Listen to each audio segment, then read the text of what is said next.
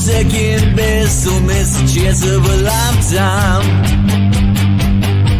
Just give it time to digest, you better get it off your chest. I won't belong to you no more, I won't be good to anyone. If I only knew it'd be greener, I'd keep pushing against the wall. Well, I hang my head on a New York City rooftop party, letting go of the skinny. We're gonna dance all night so the streets looking pretty. Ride for the night, never stop thinking clearly. So I let go, yeah, I let go, and I'm done losing sleep over these Hollywood dreams.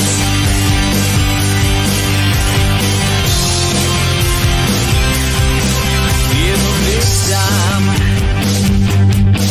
on this money train, one-way track, you better get it off your back before it leaves you behind. You better pick up slack. I won't belong to you no more, I won't be good to anyone. If I only knew it'd be greener, I keep pushing against the wall.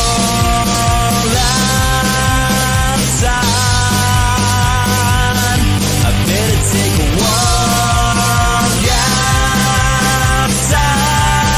Well, I hang my head on a New York City rooftop party, letting go of the skinny. We're gonna dance all night so the streets looking pretty. Ride for the night, never stop thinking clearly. So I let go, yeah, I let go, and I'm done losing sleep over these Hollywood dreams.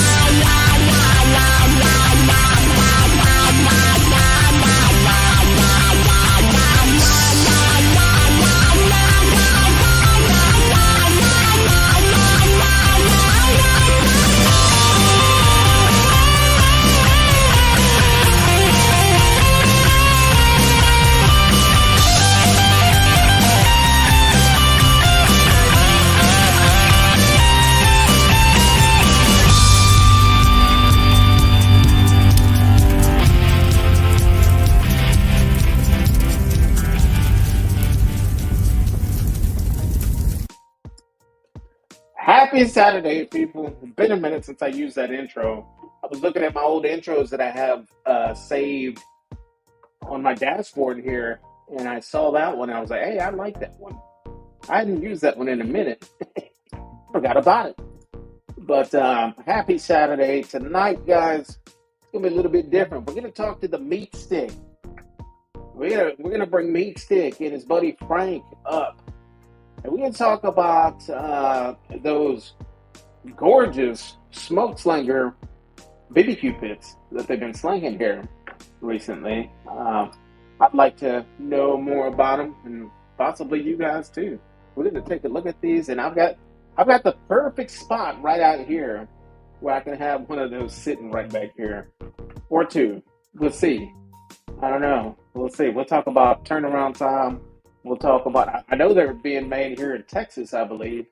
Guys, give me a thumbs up if y'all can hear me. I'm not sure how bad my earbuds are. I did reboot them recently. I was having issues with them. I just got to fork up some money and get a new mic and maybe just new earbuds. I don't know. We'll see. But we'll see what's going on with the sound as far as that. But yeah, beautiful day out here in Central Texas today. If you guys want to share your weather forecast, feel free to drop weather and your zip code, and Nightbot is going to share your weather forecast with us all. But I actually had to turn on the AC today. I did a simple cook out there. I ate a delicious sandwich today. I'm stuffed. What else? What else is going on? Trying to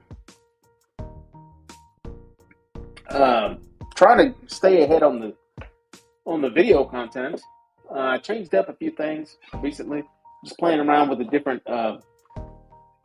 with different scheduling as far as videos and stuff like that. So I've been staying pretty busy at work. Work has been pretty demanding lately, but I still have lots of content dropping. So uh, yeah, that's really all I can say about that. Lots of people going on live right now, guys. I'm getting all kinds of notifications here. Taking it easy, just drinking some light beers, and that's all we got here. So I see we got Frank in the basement right now. We're giving Meat Stick a little bit more time here. Now, when I see him, I bring them both up on here. What else? Oh, lots of different things going on behind the scenes here on my end.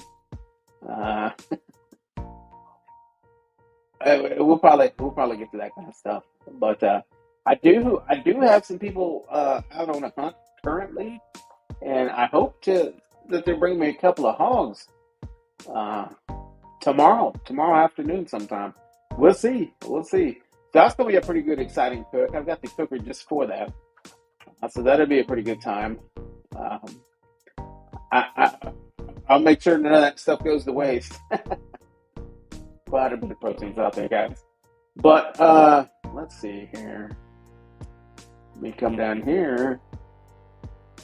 Turn this music down just a little bit. I'm going to go ahead and bring Frank up here. Mr. Frank Cox.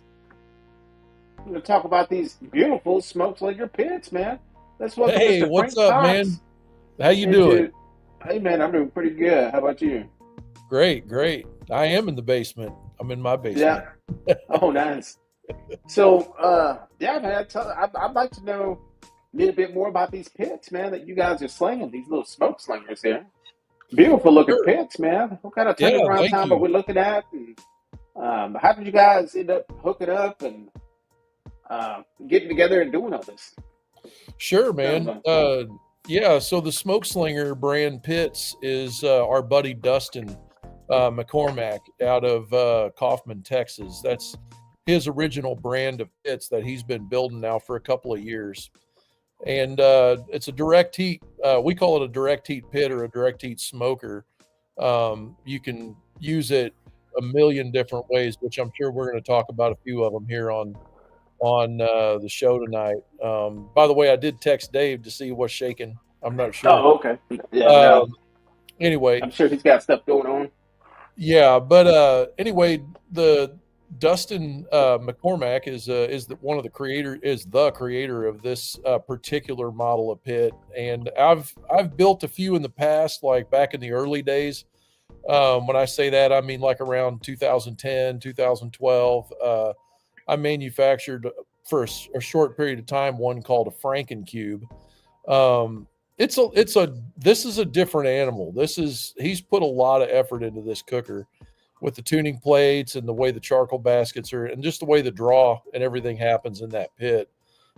He's put quite a lot of energy into it, and it's really been a lot of fun. But I don't know if anybody here knows who Smoker Builder is, but that's my company, and we've been doing this since about 2007. But helping people design and build their own smokers for a number of years, and that's how I came across Dustin. One of the things that's really hard to do is roll flat metal into a decent cooking chamber for an offset smoker, and I've been in manufacturing and the refrigeration industry both for quite a long time. And in manufacturing, I had a lot of connections with people. Like, I mean, my metal came off the same sheet as John Deere, Bobcat, Vermeer. You know, we were in those same plants. And the thing that I never could run across was a guy that could roll flat metal into a reliable cook chamber that would not warp. That was the deal. So I went octagon. Matter of fact, there's a picture of an octagon pit behind me on this that was called a Legend offset. Legend. The reason we went that shape was because we could reliably bend that, no problem, pit after pit after pit with no warping of cook chamber doors or anything like that. And I ran across some posts that Dustin did on Facebook and saw his equipment in one of his pictures. And I was like, I'm just going to reach out to him, see what we can do here. Well, come to find out, Dustin, he's not playing around. He's one of the best I've ever been around at rolling a chamber like that. Okay. And so that's kind of how Dustin and I connected. And I had a cooker I wanted to build for a while. And I reached out to him just to see if he would roll the chambers for me and maybe even, do some of the other cutting and forming so that we could be faster at building. And he was like, sure, yeah, no problem. So we started to work together a little bit. And long story short, I got a deal I'd been working on with Jeremy Yoder from Mad Scientist BBQ. We wanted to build a pit with his name on it. Oh. And so, of course, I approached Dustin with it and said, hey, what do you think? You want to partner with me on this project? I've been working on this for a long time. And Dustin said, sure, let's go. He said, but there's one catch. You got to sell. I'm going to be so busy building. You got to sell my smoke slinger pits. And I was like, sure, man, no problem. So that's when we took over sales and marketing of the Smoke Slinger brand pits. And ever since then, we've been rolling, me and Dustin. And Dave at Real Meat Stick, he's been in our world since about 2016. Bought some plans and stuff and has been wanting to build some pits on his own, learn how to weld, stuff like that for the hobby. And so that's how I got to know Dave was, Okay. of hanging there and on smokerbuilderu.com. Mm-hmm. Well, that's awesome. Well, speaking of Dave, let's go ahead and bring him up. Hey, right 5, on. 4, 3, 2, 1. What's up, Dave? There he is. Hey, how's it going? In the house. Yeah. All right. Yeah, last Got my time, official. I How to go get my official smoker builder you had. Oh, okay. Last time you and I were on a line together, you didn't have any hair on your face, man. What's up with the beard? Well, it's part of the newfound costume of being part of Smoke Slinger brands. I felt that it brought a little bit more of a rebellious look to being a smoke slinger, a gunslinger, let's say. Yeah, there you go. Oh, man, that was like last weekend. You should have saw him, boy. He had his, what's that guy? Eddie, what's his name? Ed Bassmaster. He had his Ed Bassmaster outfit on last weekend. Uh-huh. It was Well, awesome. I'll tell you what, Dave, next time you come out this part of, Texas, we need to hook up, man. Get together, burn some meat or something, Be careful what you wish for. I'm coming into town March 6th. March I'll be 6th, there. yeah, that's cool. Yeah, March 6th, I'll be in town in Kaufman. And then Frank and I had some talks about possibly hitting the road, maybe making our way down towards the Austin area and into San Antonio as well. Yeah, that's cool, man. Yeah, we'll definitely hook up. There's plenty of stuff to do. Plenty of protein to cook. Oh, yeah. It's awesome. Yeah, man. So I was looking at that offset that you guys were promoting, man. That's a beautiful piece of machinery right there, man. What is something like that? How long does it take something like that to get built? We build 2.5 a day. Really? From flat metal. So, you're pumping them out that quick? Oh, yeah. Yeah. Very fast. And we're not even breaking a sweat right now. Or the ones you're building, are they pretty much back ordered? Are they already sold? Or are you building to have some stock? We operate under a condition called one-piece flow. So we control demand, and that's how we keep up with supply. So what happens is like we give a 4-week lead time, and that 4-week lead time, like we're able to maintain that rhythm, no problem. So we never wind up with this inrush of orders that we can't build fast enough. One of the goals with Smoke Slinger and Smoker Builder is the partnership. One of the goals is to be the most reliable barbecue company as far as building smokers in the industry. And so by saying that just means like we want to make sure that if we say 4 weeks, it's 4 weeks. It's not like 2 weeks. and it's not like 6 weeks or 8 weeks.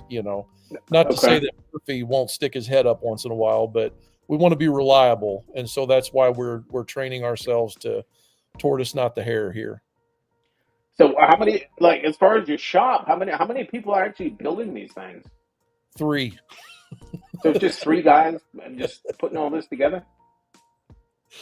It's amazing. We've like I say, I've been in manufacturing a really long time, and I've been in some very large shops. I mean, it's a big shop. It's 12,000 square feet. It's not a small shop, and there's a lot of equipment in there and stuff. But it's all in just not being wasteful. Having a lean process, and that kind of stuff. That's how we do it. Yeah. That's, I could go on and on and on about it if you want me to, but I don't want to hog what do you, as far as shipping goes, I mean, you're shipping these all the way anywhere in the country, right? Yeah. We ship them all over the country. I'll let Dave talk a little bit about that. So we have quite the shipping program going on. We use LTL shipping through FedEx, which includes liftgate delivery. So depending upon where you're located, so for example, you might just drive right up and pick it up, put it on the back of a U-Haul trailer and take it home. But we're able to ship to all of the contiguous 48 states. And we do reach out to Hawaii and Alaska as well. We also have international shipping that heads over to the UK. We have shipping up into Canada. We have shipping to Hawaii and Alaska. Let's see, where else? I mean, we're able to go global at this point, but it's all dependent upon what the necessity is.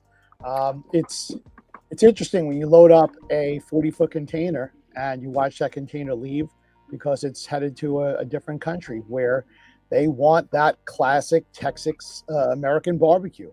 And of course, with the Liberty 94, our motto is that we're letting barbecue freedom ring. Yeah. Man, that's a beautiful pit, man. It's the most American cooker there is. Built with quarter-inch U.S. steel by U.S. welders right here in America. God bless America. God bless our steel is milled down at Nucor in Alabama. Down there is where our steel comes from. So we're not using import metal. It's all quarter-inch temper pass. It's super prime plate, and even we're currently, like, there's some things that's really tough to get U.S. sourced, like nuts and bolts, casters, things like that. But actually we found a U.S. supplier for casters. No telling where they're getting their materials from, but at least they're assembled in the U.S. and that we'll take that. If we can get it. Yeah. No, yeah, sure. Mm-hmm. So, what part of Texas is your shop located? In Kaufman. It's southeast of Dallas. Okay, so you're probably like about 3 hours away from me. That's not too bad. I'm in Leander, Texas. I'm like 20 minutes northwest of Austin. Oh, okay, cool. Yeah. So you're probably about 3.5 hours maybe away. Yep. It sounds pretty cool, man. I'd like to make that short road trip up there just to check it out. Yeah, see what totally. you guys got going on. Yeah, like Dave mentioned, I like that idea that he mentioned, putting it in the U-Haul. That's a damn good idea, man.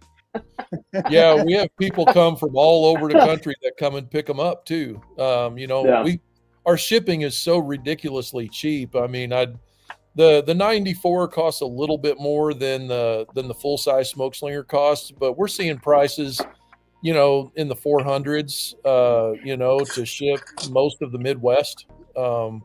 I don't know. We just shipped one to Michigan. I can't remember what it was. It's like right around $450 to Michigan from Texas, and that's actually not too bad. I mean, that's a big heavy pit. How much does that thing weigh? 750 pounds. Okay. Yeah. Like, is there any options to customize it in any kind of way, or are these just kind of cookie cutter kind of cookers? Well, I'd like to let Dave talk on that, but I'll tell you, there's one big reason that we don't have a lot of options. We have some options. Just keeping it simple, cookie cutter. Well, it's not cookie cutter. It's like one piece at a time. Like we do hand build every pit. You know, they're not stamped out and formed up and pushed on down the line. You know, it's handcrafted, but at the same time, we're looking at lean flow. So we want to be very fast and very reliable. And so in order to do that, to keep our lead times where they're at, we have to minimize some of the crazy, like, you know, some guys want the big off-road, like golf cart wheels, that it just gets out of control. You know, that's 30% or 40% the cost of the whole cooker. So all the customization, but go ahead, Dave. Yeah. So, you know, you bring up a good point as far as, you know, the way that we build. It's all about efficiency. In order to have that 4-week lead time, that 4-week turnaround time, we are able to do that by minimizing all these little custom jobs. So looking specifically, going back to that Liberty 94, that whole bottom of the cart, the way that that's formed, that's a solid piece that then is laser cut, put onto a brake and bent. So you don't have all these different welds that are coming into place. It's a very unique modality that we use so that we're able to get these out there. It's a streamlined process, and we reduce all these other little intricacies. Now, here's where it changes. When we go over to the smoke slinger and the mini smoke slinger, in those areas, we do a little bit more when it comes to options. For example, the smoke slinger is a direct heat cooker. It also allows for indirect heat, offset, reverse offset, making it into a pizza oven, a hog cooker, and now with the split plancha that fits inside, it gives you that opportunity to go ahead and do just like you've been doing. You're able to do all the fajitas. You're able to do the Tex-Mex. You can act as your own hibachi chef, make breakfast items. And because it's split on one half, you're able to do all those type of items on your flat top. And on the other side, you have the grates so that you can do your sears. You can end up cooking chicken on one side and maybe doing something else like a chicken fajita or something on the other side, or steak and eggs in the morning. So we have certain options that can be added on, such as a counterweight for those that, and again, with the smoke slinger, for example, as we get older in age, we begin to have less muscle tone. And these are legacy cookers. So the point here is that I see that muscle. I see you got the muscles marinade going on tonight. I see that. As you get older, unfortunately, you begin to not have as much muscle tone. So it's something that we consider that if you start to get into your 70s and 80s, you need to lift that cover up. It's nice to be able to have that counterweight in the back. And we allow the consumers to know that it's a legacy product that they might hand down to their grandchildren, that during that time that they're still here with us and they're enjoying that cook, they're enjoying that family time, that maybe they do consider putting put that counterweight on. We also have custom nameplates, so that's a nice option to put on there. When you get into those competition barbecues, or for example, you're someone that says, you know, I want my name on there because I'm using this as a YouTuber. You can put that right there. On the front, it has that nice plaque that says Smoke Slinger, and on the back half, it has a nice plaque that has the name of your YouTube channel or your competition barbecue team or the catering business or restaurant that you're with. So those are the type of things we have. And I'll let you in on something else only because we're here on the Trumpetmaster77 show. We have some other things right now in research and development, things that we'll call the future of barbecue. For those that really want to get in there on those 200-pound hogs. They want to be like that Rodney Scott. They want to be like that Sam Jones. They want to be able to pitch hot coals right into the bottom of their pit and be able to do the whole animal. So, Louis, imagine this one. Imagine this one. There you are, Central Texas, and you come up with this idea. You go, you know what? I want to do a whole goat. I want to do a whole lamb.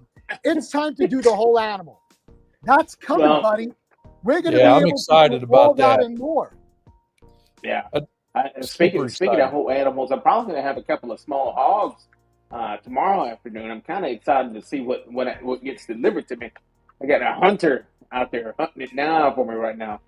But yeah, man, that sounds like a lot of fun.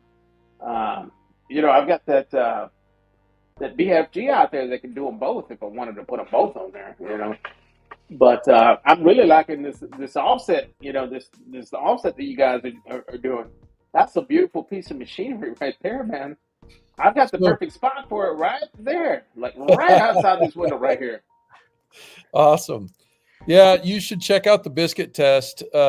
We put some images up in our Smoke Slinger Facebook group, the pit owners group, and it's I've been building pits a long time, and I've engineered a lot of dang stuff and pits, and this is probably the best we've ever done. I mean, Dustin sits over there, he's got this, he goes way down the rabbit hole, man. And between him and me and putting our heads together, man, I think we outdid ourselves on the way that offset runs. I mean, you can get it dead even. I mean, 0 hot spots. Yeah, Zero that's cold amazing, spots. man. It's pretty efficient. Like just a handful of Absolutely. splits in there. Just a few splits in there. Just rocking. Yeah. Yeah. Runs itself, basically. I mean, you still got to throw a piece of wood on once in a while, but that thing just cruises. We were down there cooking down in Florida last weekend on it, and I mean, there was a constant stream of people we were having to deal with and stuff. And but honestly, the amount of tending the fire I had to do on that offset, I don't even really remember feeling it. It was just like I was able to have a conversation. I was just throwing a log on once in a while, maybe stir the coal bed just a little bit. That was it. It was absolutely easy to run. Yeah, that's awesome, man. That's awesome. Hey, can I ask a question technically about your show here? What's the range by everybody's names in the chat? Oh, it's just mods like if I had some knuckleheads in here dropping stupid stuff, like bad messages. These blue wrenches could go in there and just block them, delete them. Oh, gotcha. That's cool. Yeah. Cool. Yeah, they can drop links in the chat. They can, moderators. Cool. I think Meat Stick is one too, right? Meat Stick? Drop a message in there. I think you are, aren't you? Thought I made you a mod a long time ago. It's been a minute. See, I met Meat Stick back in the day, like in the beginning when he dropped all these videos on the sausage making equipment that I'm connected to, and I was like, man, that's he's got all kinds of fantastic sausage making equipment, and that's how I kind of came on. Did some cooking. I think he went off and bought a couple of Rectex now too. Yeah. Yeah. He's quite the sausage guy. We've had some conversation. We do some Zoom calls once in a while on Smoker Builder U, usually in the late evenings or whatever. And him and a three other guys, man, they go way down the rabbit hole. 3-hour long Zoom calls talking about curing and all kinds of stuff. Yeah, that's I've got so many different recipes of sausages that I want to be making. But right now, man, is actually the time. But it was kind of in the 80s today. But this coming up work week, it's supposed to get cold again. So I'm kind of overdue to make a few batches of delicious sausages, Cool. But yeah, Meat Stick, feel free to drop the link of Smoke Slinger Pits in the chat. If people in here asking about them, my boy Greg Rochelou wants to take a look at those pits. Greg Rochelou, that's my Canadian brother up there in Canada, and man, he's got quite the cooking arsenal in his backyard. Awesome. Definitely see one of these in his backyard. The Moose in the house, NBL, JD. JD's got one of those beautiful workboards, 1975. I was hunting at Kroger earlier today. They kicked me out. Yeah. Hilarious. Yeah. That's awesome. Guys, Meat Stick just dropped the link there if you guys want to go check it out. Maybe NBL did earlier. He's pretty good at that stuff. But thank you all for being here tonight, guys. In the chat, Stephen Manis in the house. Like the offset on the website. Oh yeah, man. So the cook chamber is 24 by 48. The firebox 24 by 24 inch pipe, 24 inches in length. It's completely uninsulated. Reason for that is you don't want to be too efficient. And I'm up here in the Northeast, and I'm telling you that even in our worst cold, even our worst snowstorms, this thing powers through. And you want to be able to put the wood in and be able to get that smoke flow to come through and still have that heat. Once you start dealing with insulation, the problem is, yes, you're burning less, but you're becoming so efficient that it more or less you're an oven at that point. So you're missing out on the smoke that's supposed to be rolling over the food and blowing through. And of course, as Frank was mentioning earlier, with our flow tuner baffle, we have virtually no hot spots. That's something that's unique in this industry, because typically 30% of a pit, maybe even like down to 10% of the pit, it's unusable because you have all of that raging heat coming through. And we were able to, through scientific ingenuity, PhDs that were involved with this, to be able to create a smoker where there's virtually no hot spots, meaning that from your firebox up to your smoke collector, that entire area, all of that is usable for cooking. It's just such an amazing device that we were able to put out to people who are backyard enthusiasts, just like you and I. I mean, that's how you and I got to know each other, like you mentioned earlier, talking about sausage, talking about meat and the knives, and getting into all the different cookers, the pellet cookers. This is the evolution. This is where we go as we put more time into our barbecue. I started off on a Weber Smoky Mountain. I remember, even about a year and a half ago, we decided to go out there and get these cookers from Walmart for a really good price. And we did our own little cook-off, cooking on wood splits and charcoal in our backyards. This is our audience. And that's why the Liberty 94 being presented to your audience. Frank, I'm going to do this tonight because this is the right place. For those that are in your audience, those that I know, those that these are your people. I'd love to be able to offer a discount to them. Let's get your audience, let's get our audience together and be able to give them the opportunity. So for those, I'm going to put a cheat code, we'll say, into the chat, that for those that are interested in getting a hold of our Liberty 94 or our smoke slinger, go ahead, take advantage of this code. Send me over an email. I'll respect it, and we'll take let's take a couple of bucks off.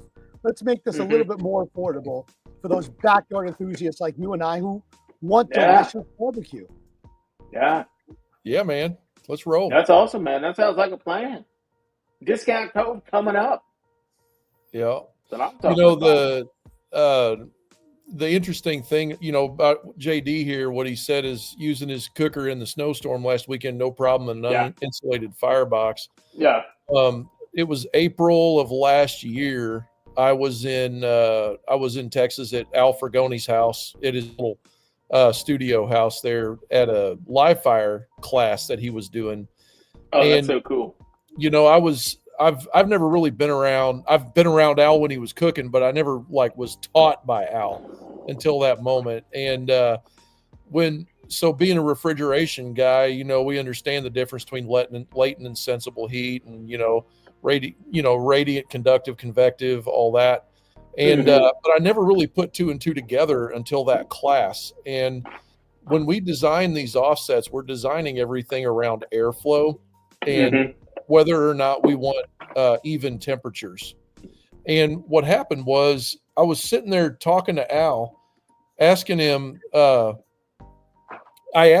said, well, let me tell the story a little better. Oh, shoot, there's Dustin. Okay, hang on. Welcome, Dustin. Dustin was there with me at this deal. And tell me if I'm crazy, Dustin. But Al set up, I am crazy. He set up his wagon wheel cooker, And on the wagon wheel cooker, he had a cross, and it was set up like this with a pig in it. And the wind was blowing at the back of the pig, across the pig, and then to the fire. And I was sitting there watching him set that pig up. Weren't you wondering, like, what's he doing, Dustin? Which guy was it? This was Al at the live fire class when he put that cross on the Sato grill, and he had back at the wind. And I was watching him do it. I was like, that ain't gonna work. He's gonna have to rotate it around to where the wind blows the fire at the pig. And nobody really said nothing. And it was after Al did his teaching or whatever. And I asked him, I was like, so I'm gonna sound dumb here, but shouldn't the pig be on the other side of the Asato grill where the wind's blowing the heat at it? And he said, no. That's a great question. He said, you never do that. He said, because we're cooking with radiant heat, not convective heat. So in other words, we don't want the wind blowing the heat at the pig. Otherwise, we'll crisp the outside of the pig before we cook the inside of the pig. We're trying to warm from the inside out. And so whenever that's interesting. I had this light bulb moment in my life with all this.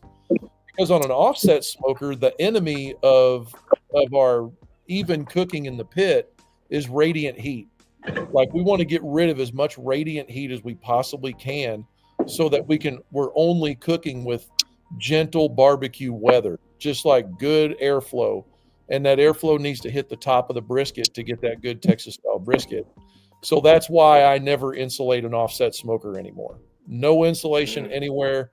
I'd rather run a bigger fire and sweat all that radiant heat out so that I can get that really good barbecue weather. So that's really cool that he said that. That's how I feel too.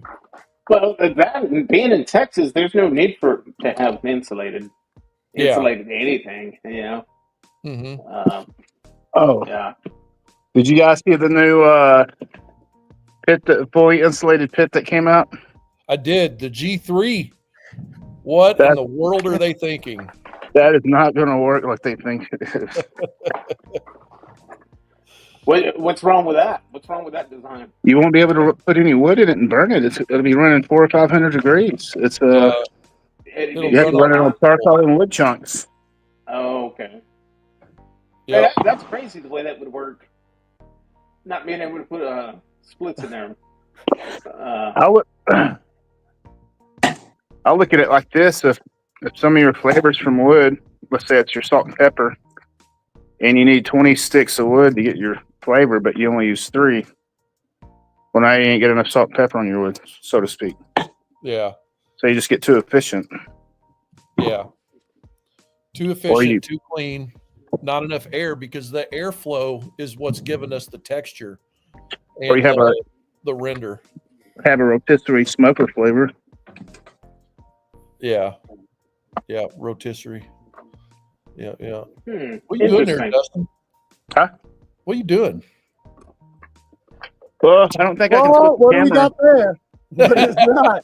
What do we have live on the Trumpetmaster77 BBQ show?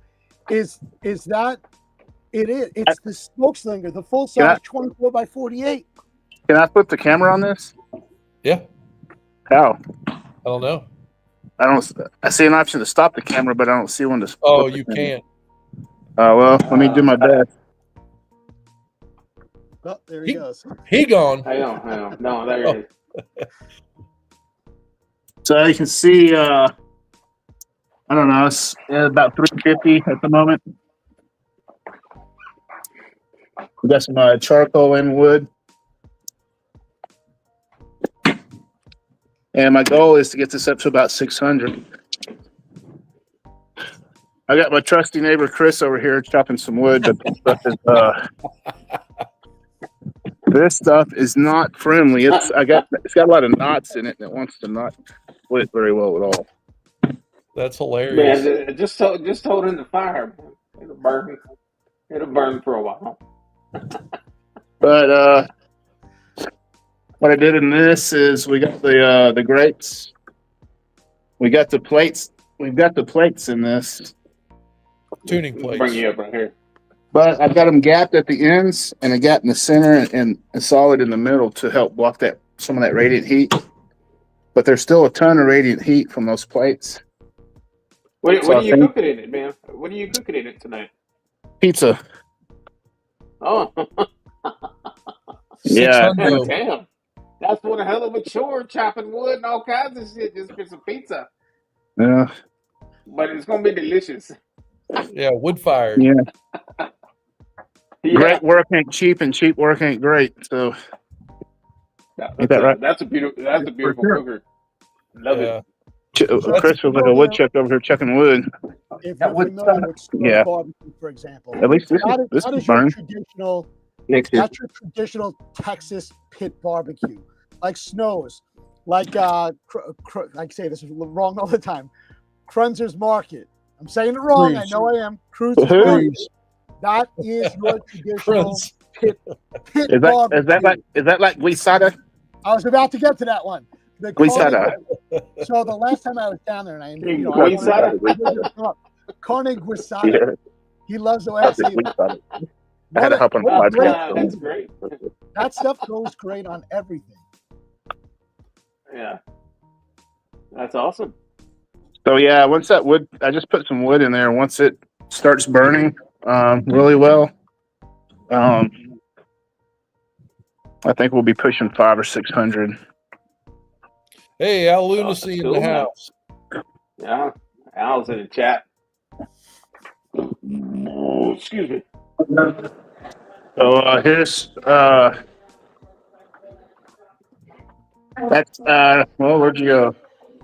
That's Nick. I think you can see him. That's Chris, my other neighbor. This is our let me zoom this in so I can see what I'm doing. That is the pizza dough. And then we've got some steak, some butter, and rosemary.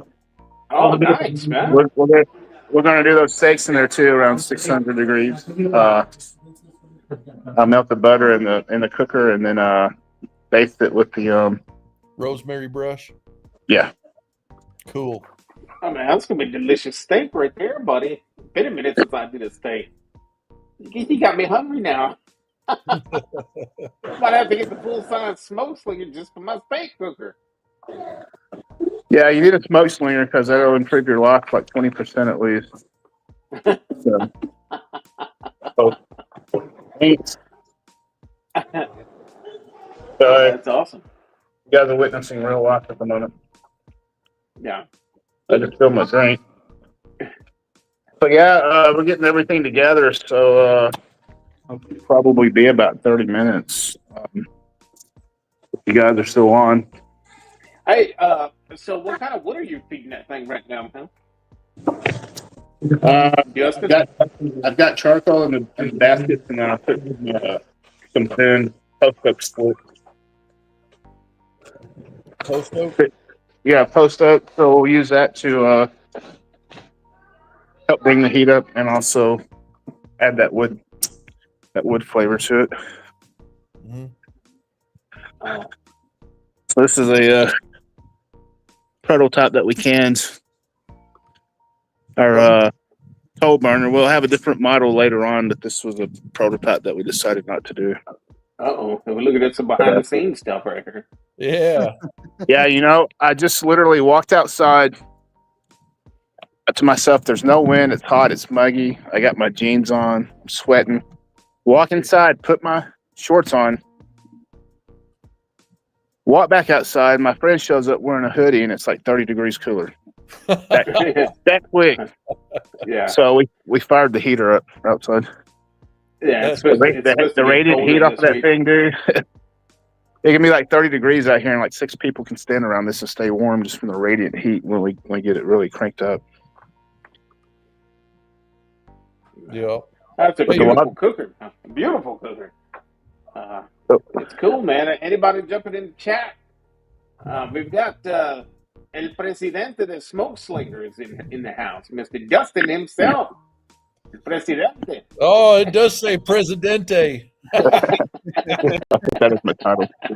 I didn't notice that. You like that?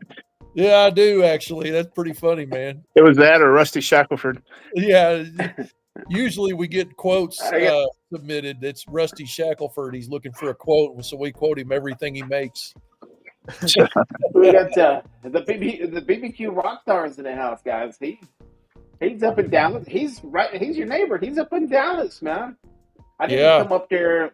We've been trying to get together and cook some steaks and some ribs or something like that. And maybe I'll do that here soon.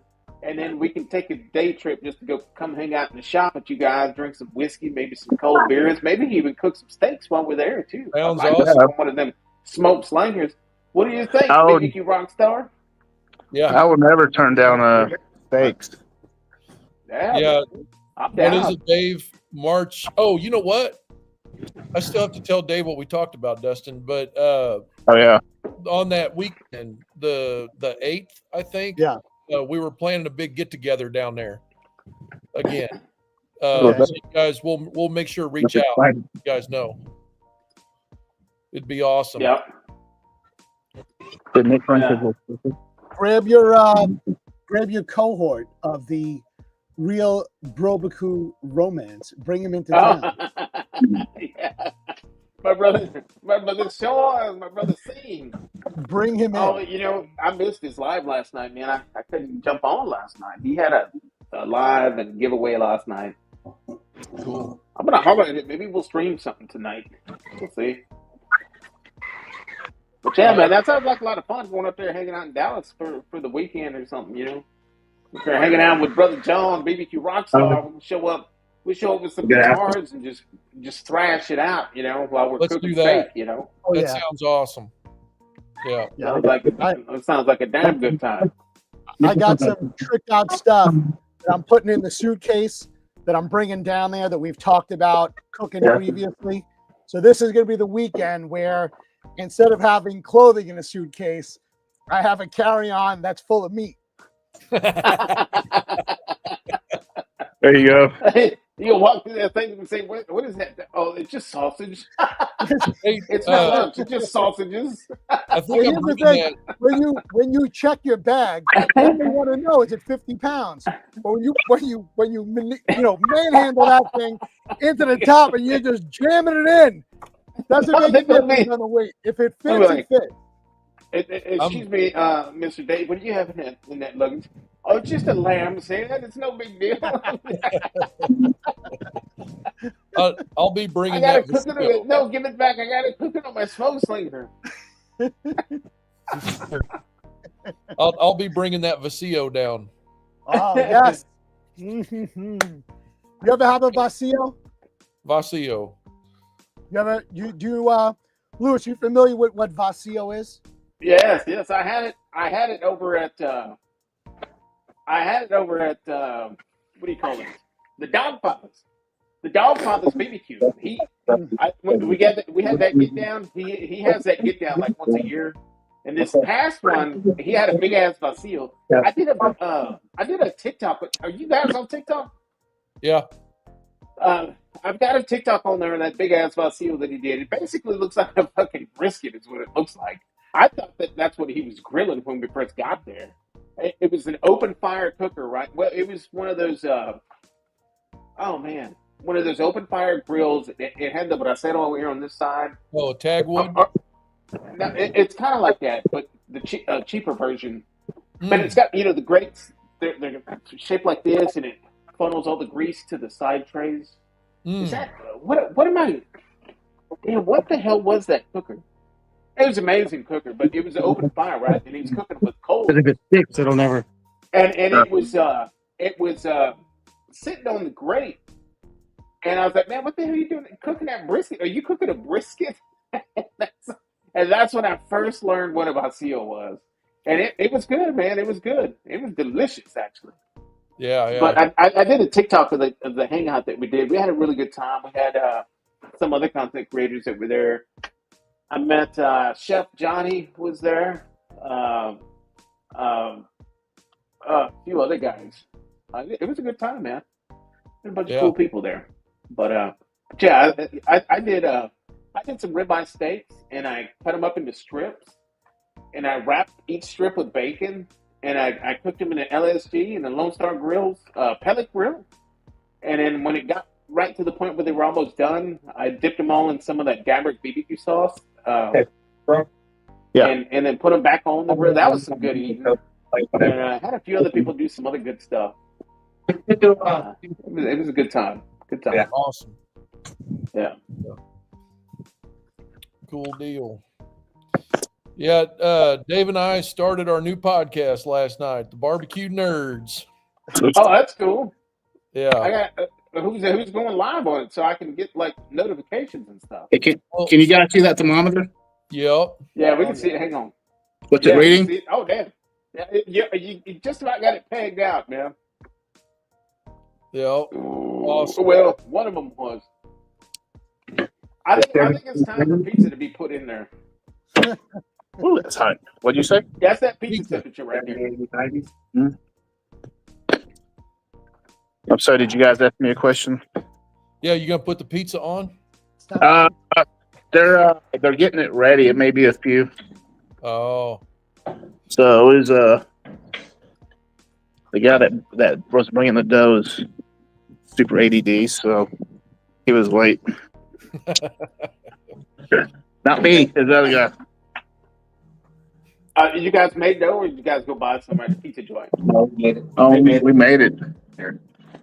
So listen, man, I saw this thing recently where it said that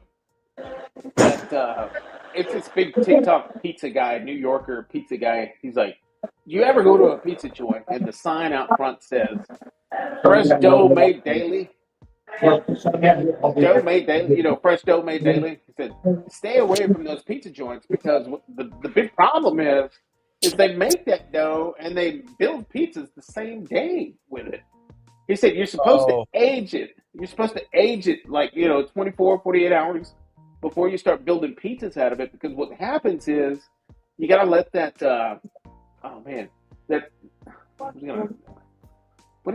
you got to let it age. Otherwise, it's going to. You gotta let the yeast that's in there. The yeast has to do its thing for at least 24 to 48 hours, and it has to age. What's happening is these people make this fresh dough daily, and they build a pizza, and then you guys eat that pizza. You feel bloated. You feel fucking worthless. And you ain't gonna do nothing the rest of the day. That's the reason, because that dough is not aged. All so the that's carbon pretty dioxide interesting. from when the yeast is basically it's eating, it's growing. It's live. So in order for that bacteria in the yeast to be able to expunge carbon dioxide, it takes time. That's why one of the things you see with pizza dough is you get the bubbles all over the place. All that heat is allowing the water and the gases inside to get 8 inches out. So around the cut, you see that those guys that are cooking on like those brick oven pizzas, wood fire, they go over the poker and they'll poke holes in what's bubbling up in the crust. Yeah. Don't worry, it's coming soon. You'll see it. We're gonna do it live. This is Ty. He's the pizza dough extraordinaire. Self-proclaimed expert. And the flour you use is you know what an expert is? Flour. That's the old drip under pressure. That's your gold standard when you make your pizza dough. 00. 00. Okay. Awesome. Then you got some other trick ingredients you put in there. There's special type of yeast that you could use. You'll hear a lot of people. Not a lot. Some like to put some eggs into their dough. It gets a little bit too yellow. You want to use the egg whites, and then you got your salt, a little sugar, some other things. That's what we found. Sometimes people with rosemary right there in the process. Just add a little extra flavor. Okay. They make them different. Oh, this is going to get super hot. Just everything on it at once. I would try it once. We'll see. All right, cool, man. Hey, Dustin. So I'm curious to know, what are you cooking on that smoke slinger tomorrow for the big game? Probably. I don't know. I like chicken on it a lot. I was Oh, about what? to say, man, that you got that. You're rocking those temperatures where you can throw some delicious wings on that thing and get them I nice tell and you, crisp. Oh, I tell you a method that I forgot about that I just reminded myself of is run it up to 450. Put your spatchcock chickens in it. Close the lid, shut the vents down, and just leave it in there for about 10 minutes. And then open it up and gas it off and get the temps down to about 320 or 350 to finish it. And it seems like it's almost like a pressure cooker. Maybe it just puts a lot of that good smoke flavor in it real fast. Hmm. But you get that kind of grilled direct heat flavor as well. no. Wow. So that's something I used to do. I just experimented someday. I don't know why. I just tried it out and it worked really well. Yeah. That's a little method to show. Holy crap. Here you go. Can you see that? Oh yeah. Damn. That thing is pegged out, buddy. And that one's they're good. I'm actually going to pull that one back a hair just to balance it out. So, But you can run this pit very low too if you decided you wanted to. You could run it in the 200s. You know, it's I saw that video somewhere that you did. You did like, was it 8 pork butts? I think it was. yeah, on that pit that he's cooking on. Yeah. we had a guy use it for a warming cabinet. He ran it at 140 for 16 hours with both drawers loaded on the like the minion method. Oh, he was smoking. He was cold smoking some sausages or something. Or? No, he's holding his briskets overnight for an event. Oh, okay. So he loaded both drawers up, ran the minion method, set the vents to hold about 140, 150, and he said he held it for 16 hours.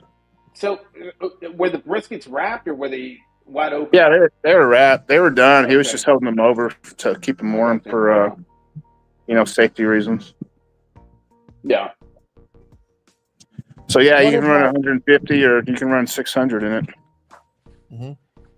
Yeah, that's a pretty versatile cooker. Dave, I saw that video where you did those Philly cheesesteak sandwiches. Yeah. Damn, dude, you Oh. killed it, man. You really did. Those are really good. If we do it again this time, I'm bringing the right cheese with me. I'm bringing the Cooper cheese that's right from here in Pennsylvania. I'm bringing along the Cheese Whiz because we got to have Whiz.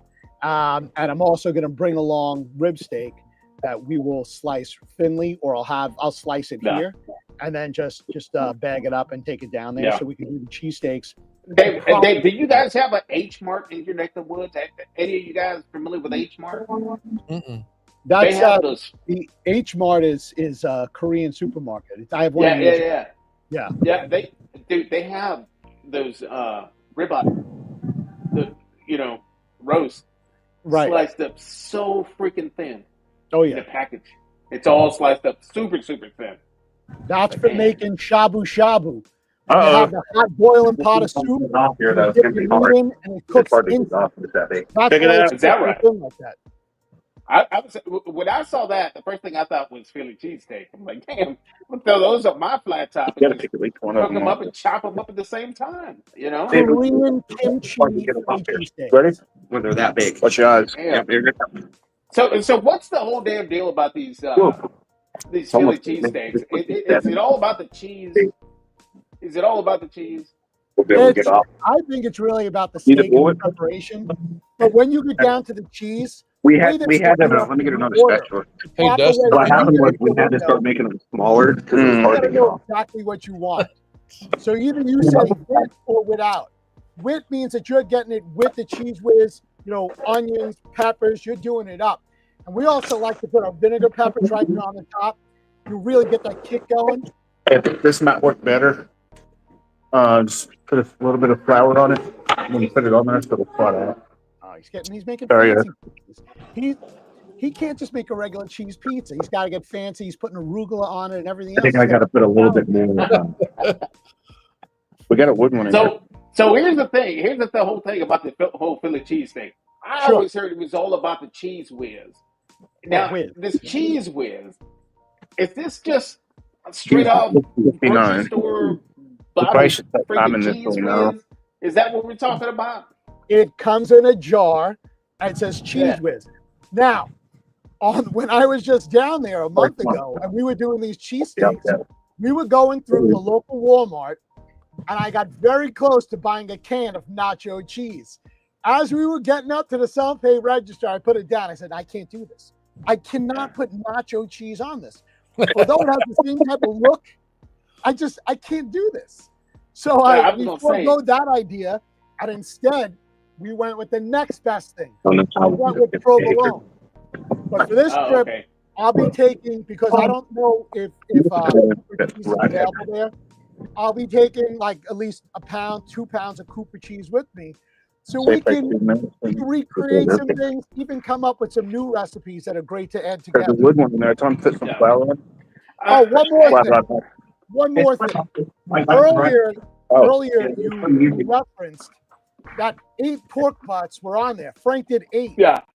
Well, one of our consumers, one of the people that own a smoke slinger today, C. Ray Jim, he raised the bar.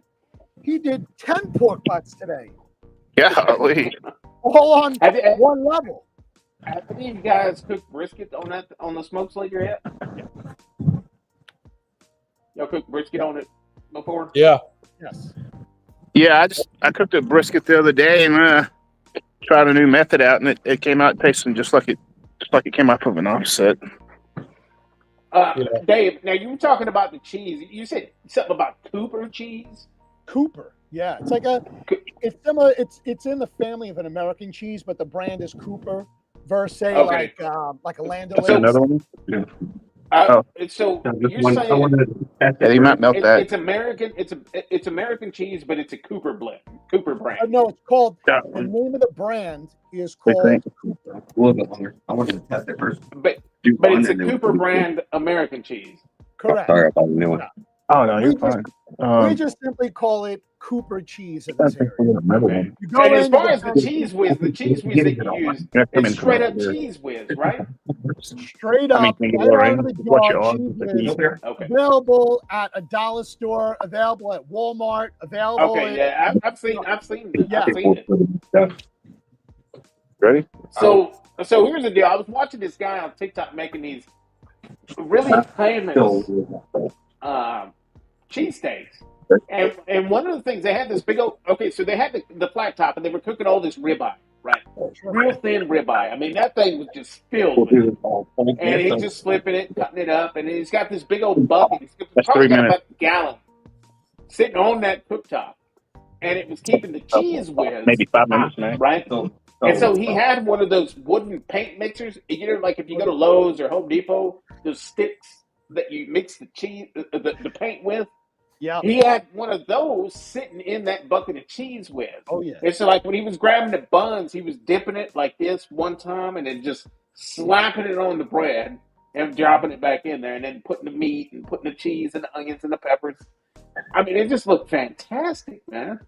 So what you're talking about is going to Restaurant Depot and getting a number 5 can of cheese whiz.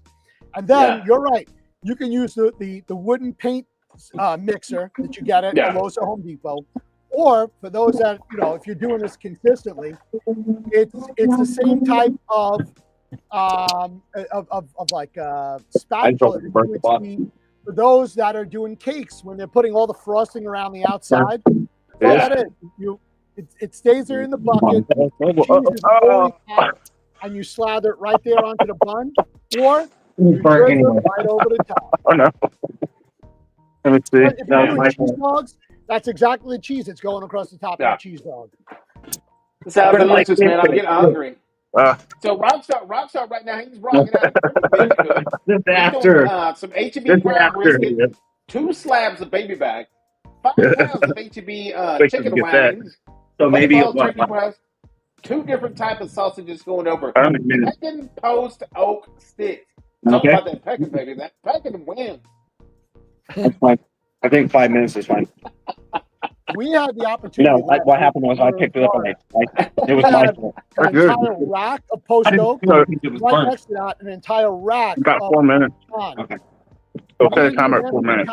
Everything was true Texas. 100% Texas post oak Kick the dog out of it. for Smoke Slinger and for all new Liberty 94 Copperhead Smoker. Oh, that's awesome. Man, we dropped the first pizza. Oh, how's it doing? Yeah, we cooked it in 4 minutes. And the bottom of the crust is great. Nice.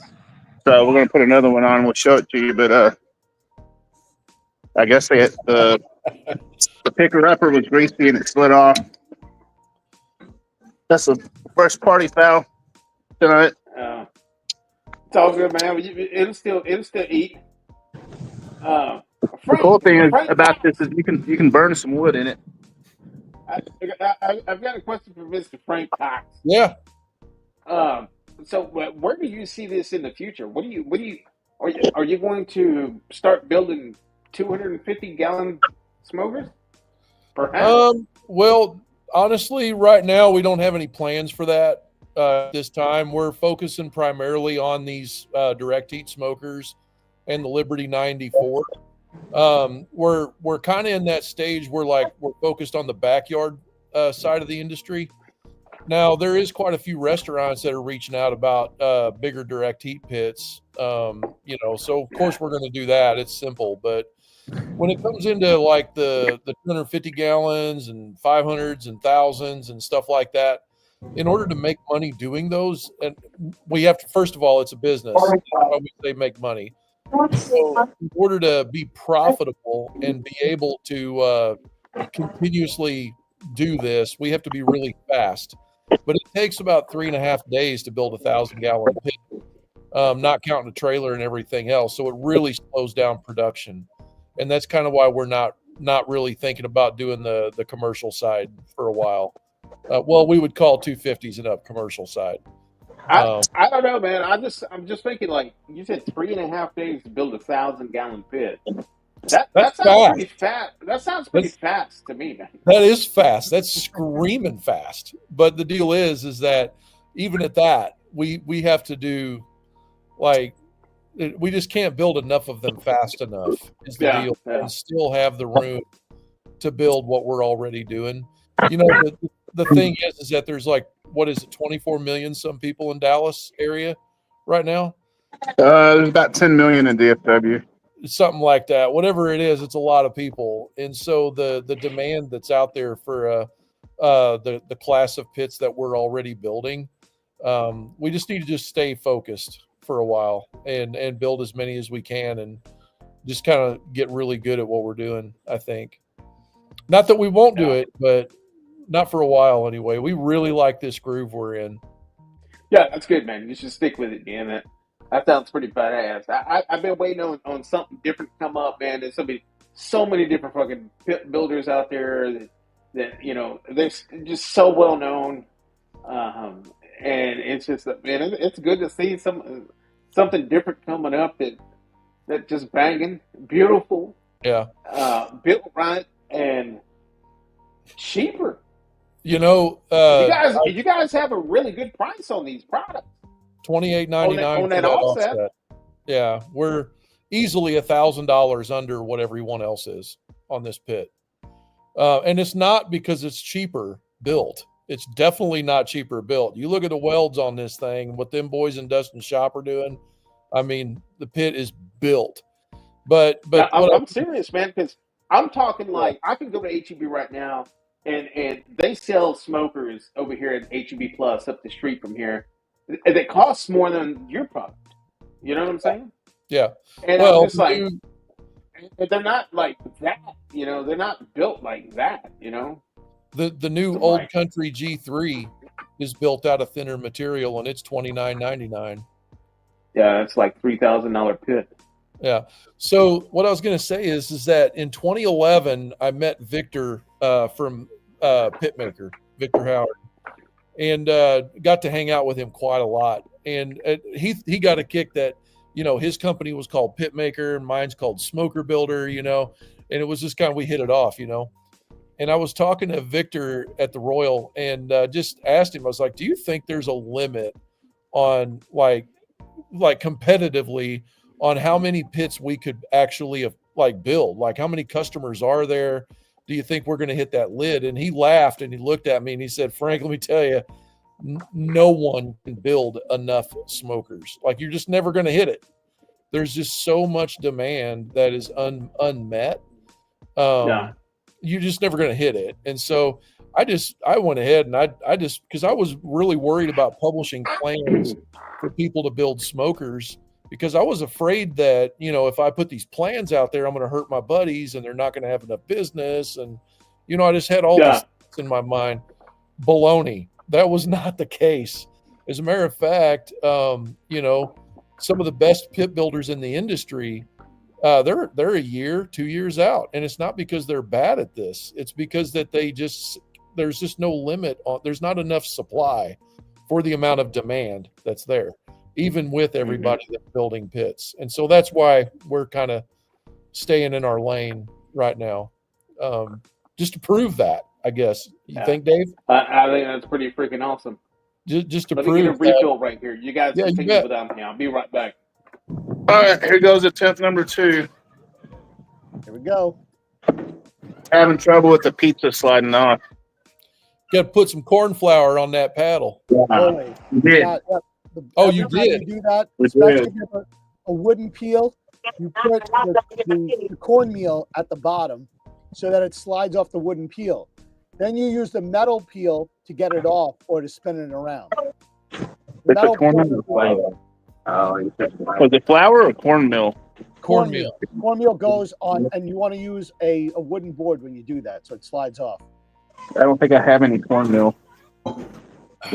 Andy's fish fry. I had the first one. No, the first one came right off. You got some Andy's fish fry. In a minute. And you want to make sure that when you're with your dough, that you have enough flour on the board. When you first stretching your dough out, when you're pulling it and getting it into a circular form. Because if it's not, then the dough itself is sticky and it'll stick to anything else.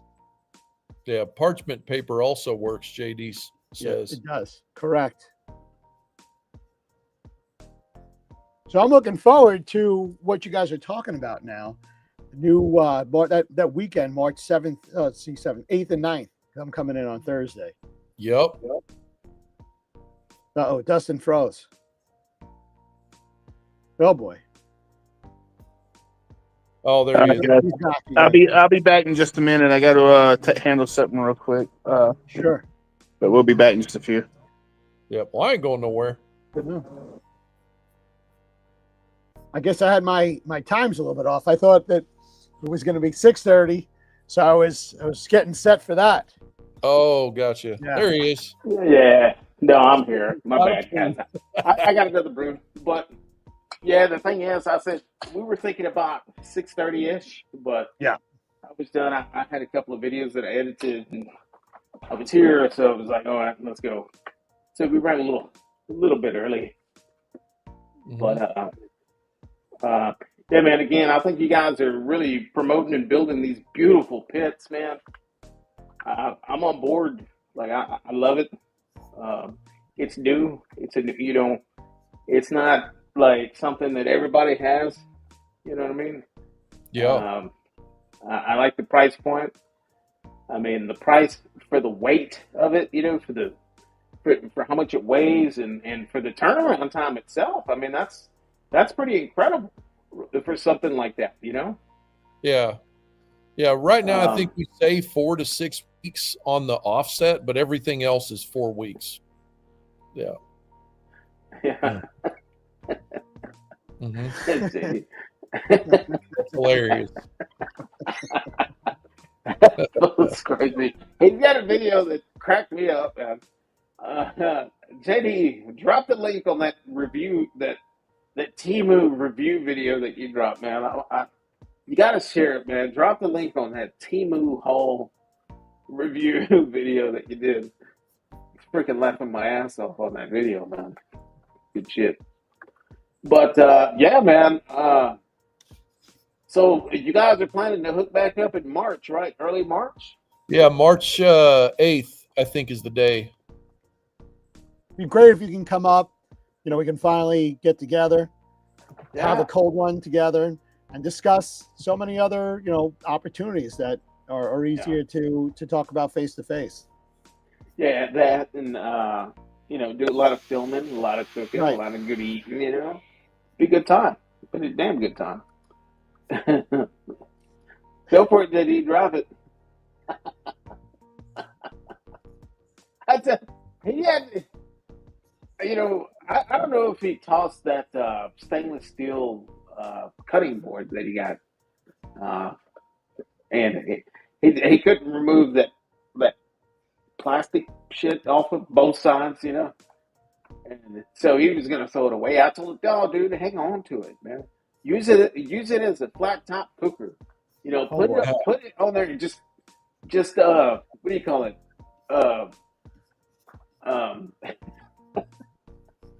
sear some steaks on it. You know what I mean? I don't know if he kept it or if he tossed it, but he was pretty pissed off about it. Let's see. I use it to open a box after sharpening it.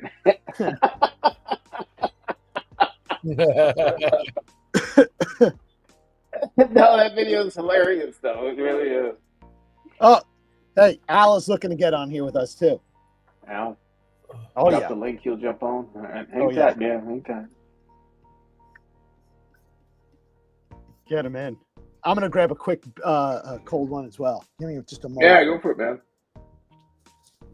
There it is right there. If anybody else wants to jump in too, man, go for it. Hang out for another 30 minutes or so. But, yeah, man. Frank, man, that's a beautiful pit you got going on there, though. Damn. I'm assuming you have one in your own backyard, right? Not yet. Or am I wrong? Not yet. 30 pits at my place here, but I don't have that one yet. It's so new, I don't even have it. Dave's is shipping on Monday to his house. Monday, Tuesday. Nice. Nice. So when's mine shipping? Why don't you show up March 8th? Get your hands on it. Have a little something going on. Create some noise. Oh, that's definitely going to happen, man. That's definitely going to happen. That's a beautiful piece. Yeah, right there. He just said it. Build a material list, and you'll see what a great price the Liberty 94 is selling for, $28.99. I don't have to do all that. I know that that's a damn good price. I know that that's a damn good price. There's only one way that you can pull it off, and this is why no one else is doing it, is because you have to be really, really lean on your manufacturing process. And I'm not afraid to say that. I mean, I'm sure there's other guys out there that'll be watching that'll come to the table and be like, well, maybe we can pull it off. I think everybody can pull it off. They just got to do a really good job. So do you think that people are just basically sacking that money because they know they can? Because no, I believe that the prices that people charge are as honest as they can be. With the exception of two things out there that Dave knows what I'm talking about. But let me put it to you like this. Okay, so because I love talking about this. Well, Smoker Builder, I mean, this is all we ever talk about on the Smoker Builder stuff.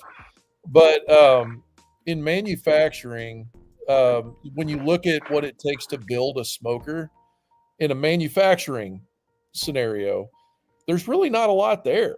I mean, it's some iron that gets cut and formed. It starts flat, gets cut and formed, and welded together, and we got a pit. As a matter of fact, it's not because of painting or anything, because our pits all come raw. The main reason they come raw is, first of all, we don't have a place to paint. We don't want to invest in a place to paint. That does aid in dropping our cost down, but a lot of our competitors do not paint their pits either. So we can't really say that's a reason why we're cheaper than everybody else. However, when you look at it from a manufacturing lens, back in the 70s, Toyota, there was a famous guy there named Dr. Ono. He had them so lean that from the time the iron ore was mined to the time that the car was sitting on the flat car on the train to go to the dealership was 81 hours. 81 hours. They could build a car in 81 hours, start to finish. That's unbelievable. And here we are building barbecue pits, and we can't even. So in 81 hours. So that's the challenge. That's like the 4-minute mile in manufacturing is what's the fastest, bestest thing we can do with this. And so right now, I mean, somebody's probably faster than us. But right now I think we're dadgum close. I mean, 2.5 a day from flat metal, is pretty fast. Yeah, that's pretty incredible. We got Al back in here, man. What is going on? It's been a minute. How are you doing down there in South Texas? Doing good, man. It got late on me, man. I was gonna try to burn some meat, but it didn't work out. Yeah. Mm-hmm. Good to see you, Al. Same here, there, Frank. How you been? Good. Did you guys grab a cold beverage? Keeping it cold. Yeah. Mm. We got Rick in the chat. What's going on, brother Rick? Man, hope all is well. Rick, where is it that you're staying? Did he say Junction? You're staying in Poteet. Oh, Poteet. Where the strawberry I thought he had said Junction.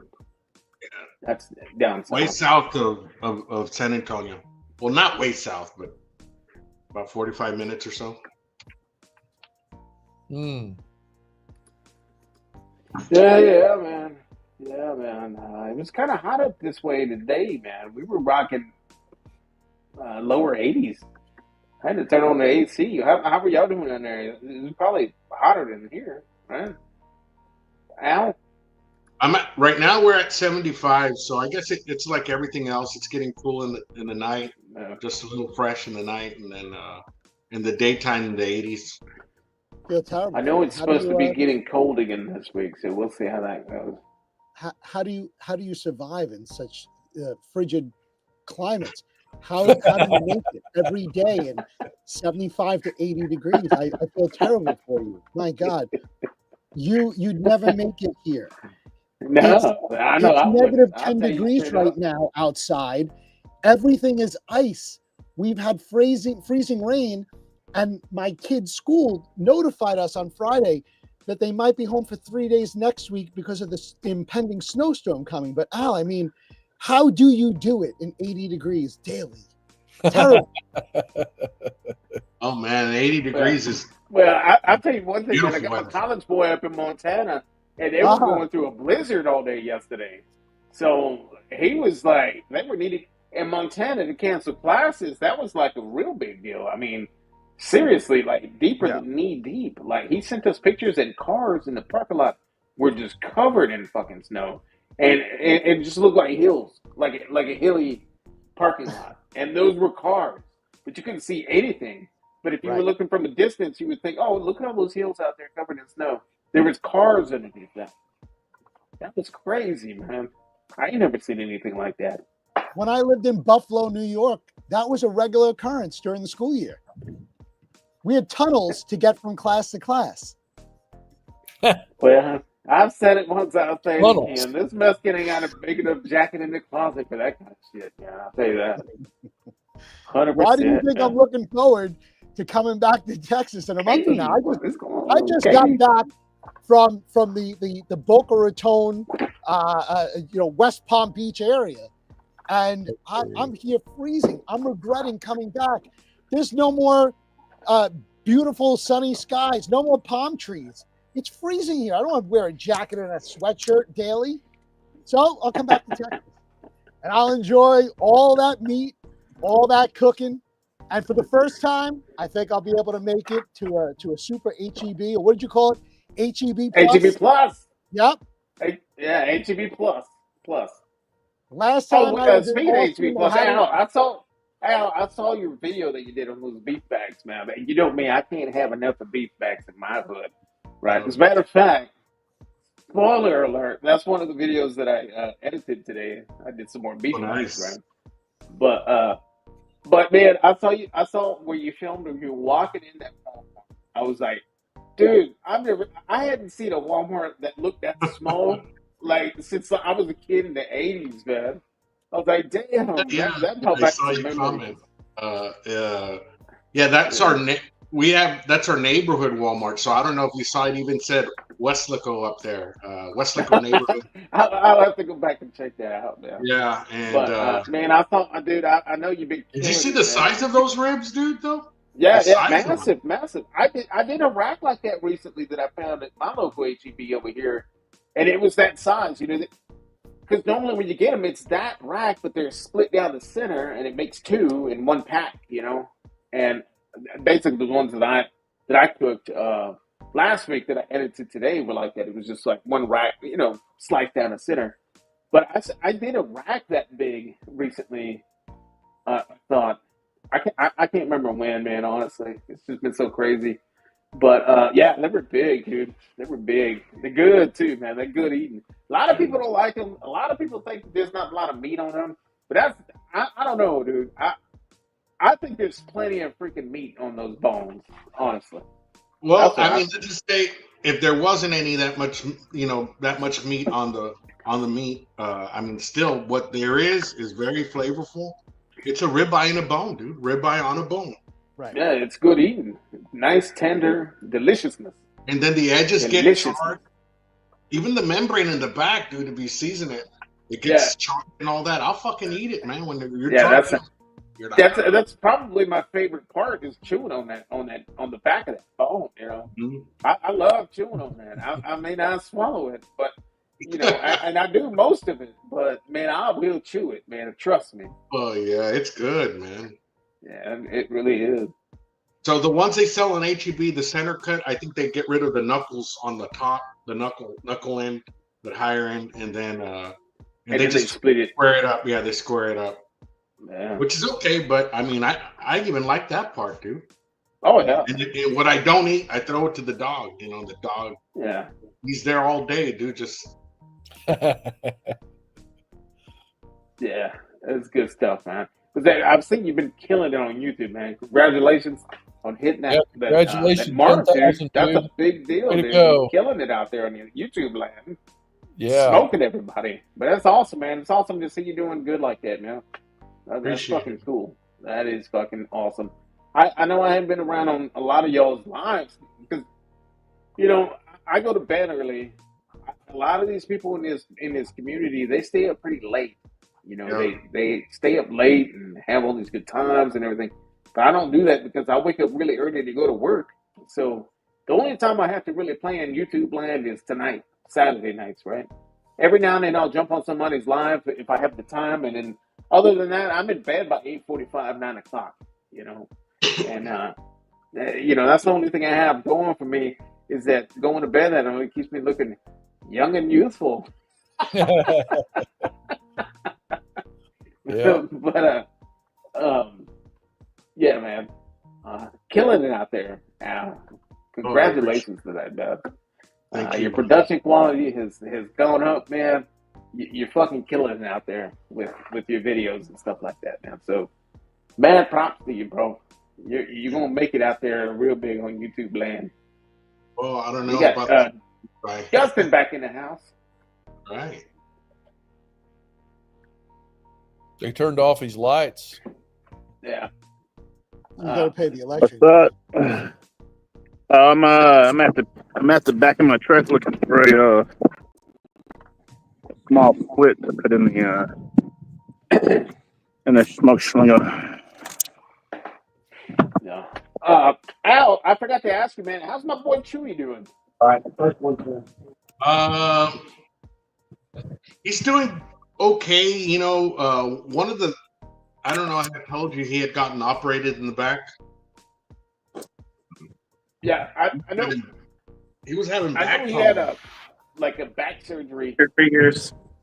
Did Yeah. he pull through from that, or is he still having issues And with use it? that.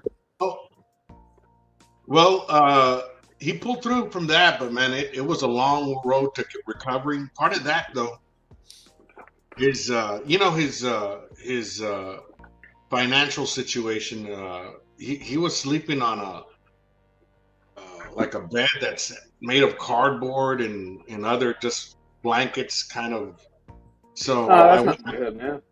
yeah, so that was part of the reason his back was hurting or still hurting. So I found a fold up bed today, and I delivered it, man. He was real grateful, and he's like, man, I'll pay you back in stamps. I said, man, you don't have to pay me back in nothing, dude. Just I was about to say, man, send me his ship to address, man. I'll send him. I'll ship him something brand new that he can sleep on, man. But I mean, he was real happy, man. So hopefully tonight he'll get that was today. Tonight he'll get a good rest. Rick right here's got a pretty good question, guys, for the panel here. What do you guys have planned for the Super Bowl meal? Let's roll. You guys first. I'll go first. And this is probably going to be like, when I tell you what I'm eating tomorrow, this is probably going to throw a wrench in the game, because you probably wouldn't even expect me to say this, but man, I'm not even going to have a grill fired up tomorrow, guys. I'm having some fried catfish tomorrow. That's what I'm having. I'm having some fried catfish, some slaw, some delicious, drink to go with it. I mean, it's going to be delicious, man. Who doesn't like fried catfish? You know? Yeah. But First piece. that's what's something. Yeah. With a black on bottom. What about you guys? What do you guys have? I'm just like you. I ain't firing up the cooker tomorrow. I got too much work to do. That's my only problem. Stand over here. The Hall of Famers are hot. Dave wanted me to see how many chicken legs I could fit on that smoke slinger tomorrow. Yep. I just can't pull it off. Man, on that full size smoke slinger from the outside looking in, I think you Chris has got 150. good 100 freaking legs on that damn thing. 150 at least. 150. Yeah. Hey, this crust is good on the smoke slinger. this came out really well. Yeah. Yeah, it's just like crispy but chewy. Is it dark? The bottom of it? Yep, on the bottom it's dark. Oh, good. JD saying he's eating like 500 pounds of Al Pastor. That sounds delicious. Al Pastor. Let's roll. That sounds awesome. I think it was Dustin that said they had some carne guisada. Guisada. Some guisada.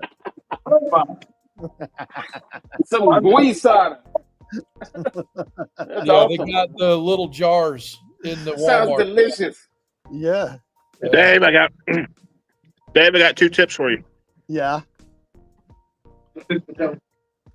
It's guisada. And 2, when you're in Texas, don't wear cowboy boots and sit cross-legged. I'm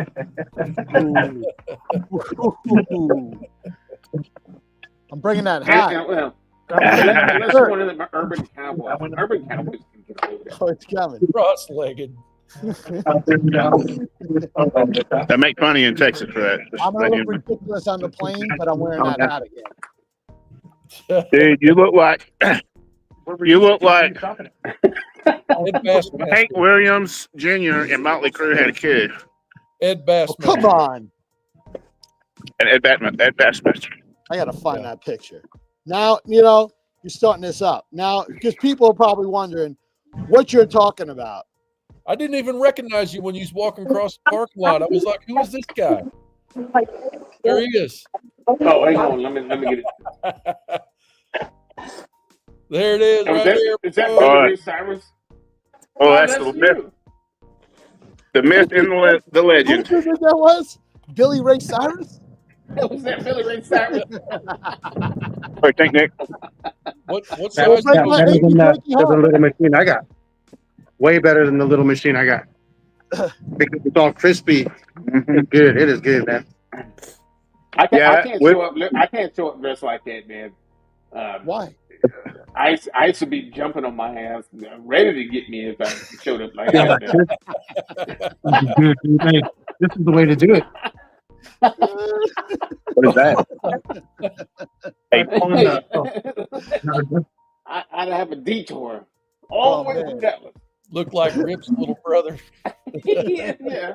Rip. I still haven't finished that last season. I might start it tonight. I don't know. I thought we would need a pizza stone, but putting it just on the grate with those plates underneath it, it works perfect. You put it Right right on on the the grate. expanded metal, right on the diamonds that are on there. Well, the pizza's on the. Look at that. We kind of pre-cook the Let me dough and get then it we up. make Hang the on. pizza. Pre-cook the dough first just to get it a little hard. That's what she said. But yeah, just put it on the grates and then all that radiant heat from the tuning plates. This is just like perfect for the bottom of this. All right, so you pre-cook the dough to make it into a shell, and then once you add a shell, then you put your sauce and cheese on. Just make it a little bit easier to handle. Yeah, so it's not so saggy. But he said if you put cornmeal on that wood board, it'll slide off. Yeah, we do just a little bit of flour too. Same thing, right? I think the cornmeal is a little more coarse. Yeah. So it's kind of more Oh, well, we'll slick. try that, baby. Yeah, we'll try it, baby. Oh, yeah. We'll try the cornmeal next time. Yeah, this is great. Really good. What do you have? I bet What do you have? What are you making tomorrow, Al? What do you have on your Super Bowl, Super Sunday menu? Hey, the dough's on there. So Who, me? Yeah. Oh, I don't know. I don't watch the Super Bowl.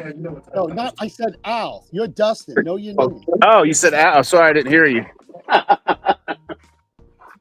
I'm gonna do a John Davison brisket, man, Australian brisket. I'll probably just though, as much as I didn't want to do this, just for the sake of time, for the sake of time, I'm just probably gonna cut out the point and then I'll save the flat for pastrami. Delicious. Oh, there you go. So you're gonna cook it tomorrow, or you're gonna cook it tonight? I'm gonna cook the point tomorrow, save the flat for another pastrami. Yeah, for another day. But it's A9, man. A9 brisket. Yeah, Wagyu. yeah, man. I did one, man. It was Hey, yo. absolutely fantastic. It was great, man. Australian Wagyu. I'm gonna hop off here for a minute and hop in the smoke slinger group and show the guys some pizza cooking. All right, man. Yeah. But yeah, this really worked out well. Running at about 600 with those plates in it. About 4 minutes, it'll be done. So yeah, that worked out really well. I like the result. All right, cool, man. Cool. Yeah, I probably got to put in a good 5 minutes here myself. So it was good. It was good to meet El Presidente today. President. Smoke Slinger Pits. Self-proclaimed. The Smoke Slinger Pits, guys. Dustin, anything you want to say to the masses? To the masses? Before you jump out? To the masses, well, statistically, it's been proven that if you get a smoke slinger, your joy and excitement, your life will increase at least 20%. Real. So, that's what doctor recommended.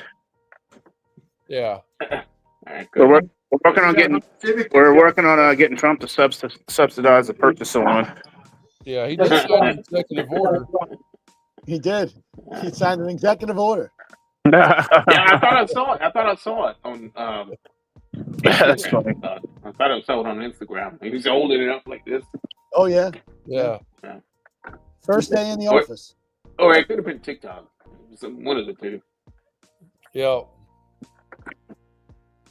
So I've got this for tomorrow. I've got we're doing a chili. I got a tri-tip that I'm gonna cut up 1-inch cube, throw that in, make a nice chili out of that.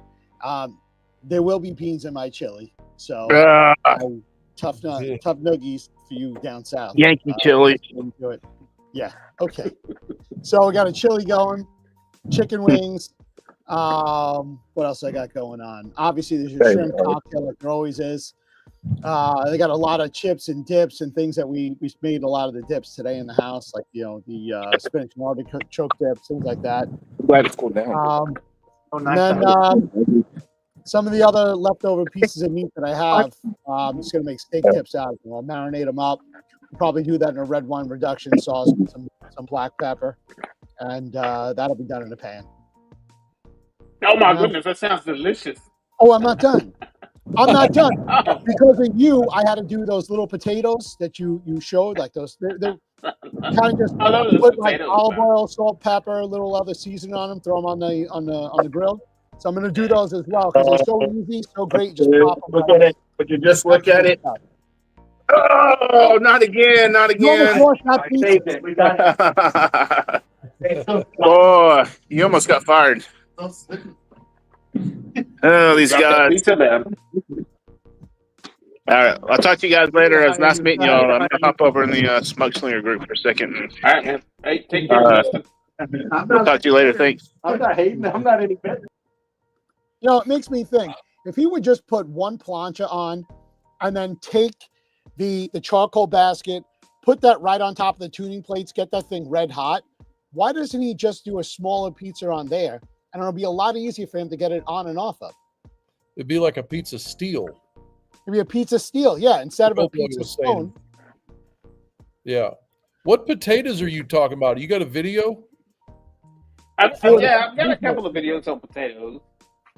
I guess I sitting could here- drop a link in there somewhere. I'm scrolling. Any of your my channel. mods, when I find that video and drop the link. It's one of my older videos. It's one of my Oh, it's older an older videos. one. Yeah. You do lamb. Are you talking about the rotate, one that I or- put the apple cider vinegar in there with the bacon and the onions and all that deliciousness?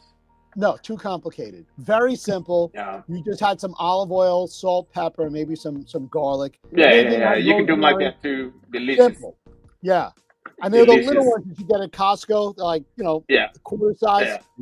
Great What are they stuff. called? Melody Yeah, potatoes. it's the Melody potatoes. It's got like the four. It's like three different colors. You got the purple ones, the little tan ones, and then the red ones. I like those little like purple ones, man. They're awesome.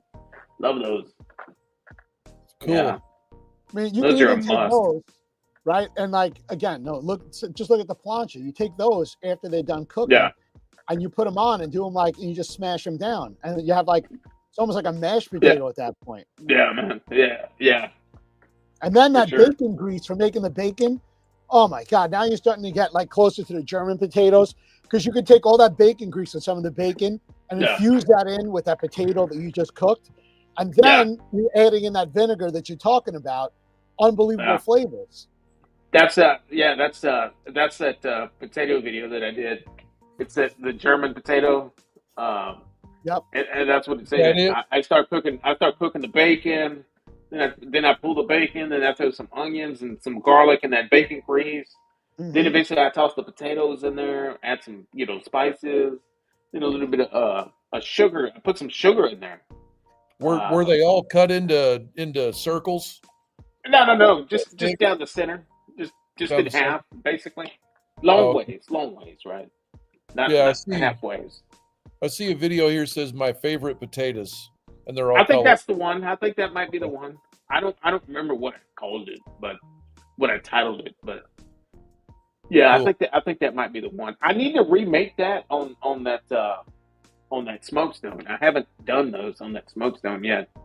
Man, I cook on that smokestone quite a bit. Al, you got to get a smokestone, buddy.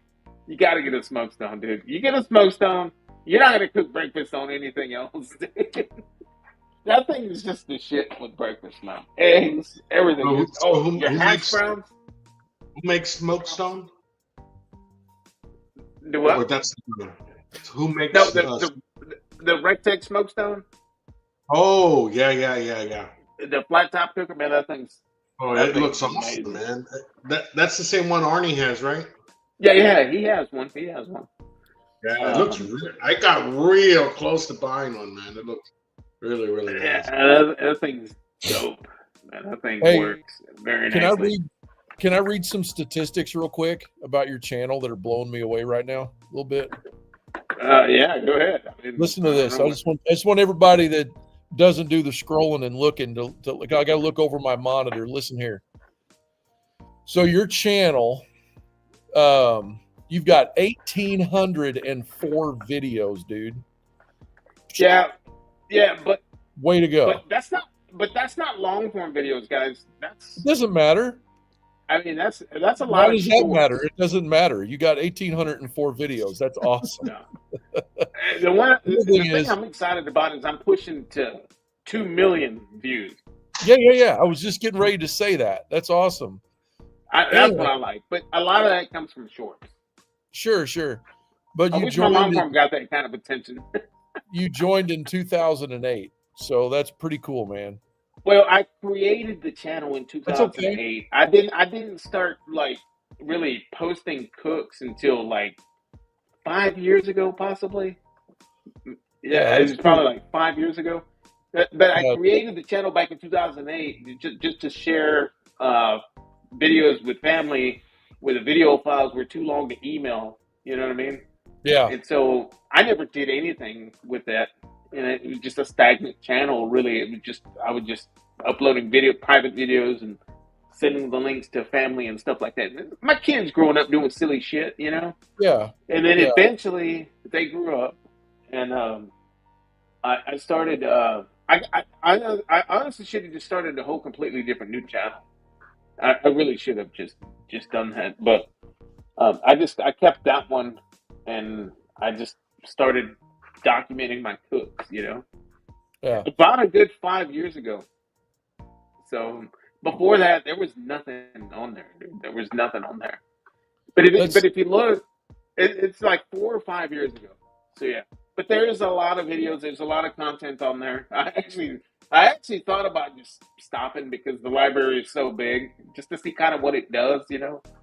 But I'm kind of in a place right now where it's just routine, and you know what I'm saying? It's like you do it for so long. You know what I'm talking about. It's yeah, like you do it for so long and you feel like if you're not going to do it, you're not going to feel right about it, kind of thing. It's kind of hard to explain. It's kind of like yeah, a routine thing. And it's not like taking a lot of time out of my day to do that. And it's not like I'm filming something just to film it. Yeah, I'm cooking dinner. Why not film it? You know what I mean? That's sure. basically what I do. Yeah. Um, Well, that's awesome. yeah. Way to go on your channel, man. That's cool. Hey, man, thanks, man. It takes time, man. It takes a lot of It work, a does. lot of It's a effort. lot of effort. Mm-hmm. Al, you know what I'm talking about. You can relate to that. Uh, Dave, you too, man. It's hard, man. It's a You know, grind. but sometimes you're just like, whatever. I'm just gonna post it. Yeah. You know what I mean? But Al, the way Al does his, man, he overlays some high energetic, high electrifying. Uh, he talks over it in the beginning, and then he kind of pieces it. He puts a lot of work into his content, man. Yeah. Al, you put a lot of work in your content, the way that you edit your stuff, man. You do, and I know that, as a fellow content creator, I know that takes a lot of effort, a lot of work. You do some shit that a lot of people don't know how to do, but when you edit your videos, so I mean, it's it's what you make of it, I guess. But yeah, again, you said how many videos? 1,800? I didn't You even got know that. 1,800 videos, man. Give you an That's a idea. lot of fucking videos. I got 585 videos. I've been on there since 2010. Oh, okay. It's tough to publish frequently, man. Oh, it is. It is. It is. Yeah, that's All, way to like go. all my shorts come off of my long form. It's just I'm still having fun with it, man. It's Yep. just if it does something, it does something. If it doesn't, it doesn't. Dude, I've still got like I don't know 30 years left of my workforce career, so I'm not going to retire anytime soon.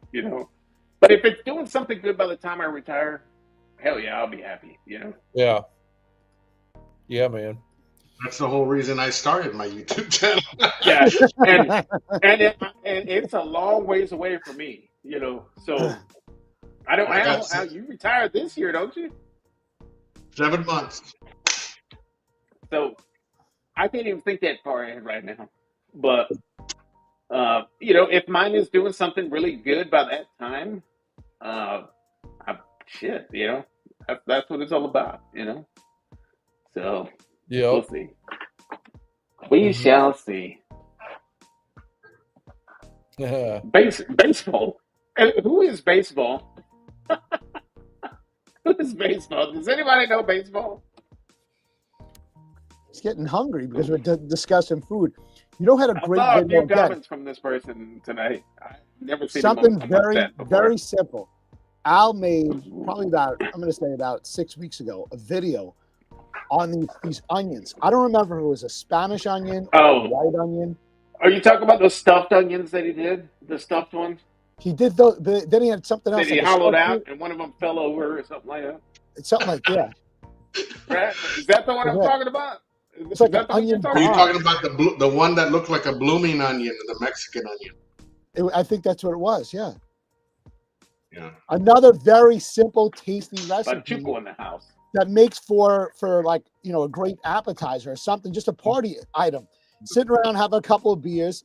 You don't even think about it. Like having that onion, just excellent flavor. Oh yeah. No, by put the it way, on the like- chip. Take out a strip and put it on a chip and just eat Oh it. yeah. Yep. Like your grill. I love onions. And speaking of which, Rick dropped a video today. It was a couple of tenderloins that he was doing medallions.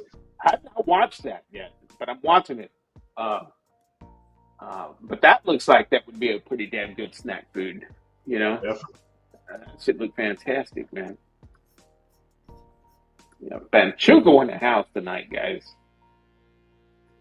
Baseball, empty nest. I'm pretty well. I don't want to say I'm pretty close to it, but yeah, that's right around the corner. But when we have a meetup, I'll explain. I'll do the explaining. I've got lots of explaining to do.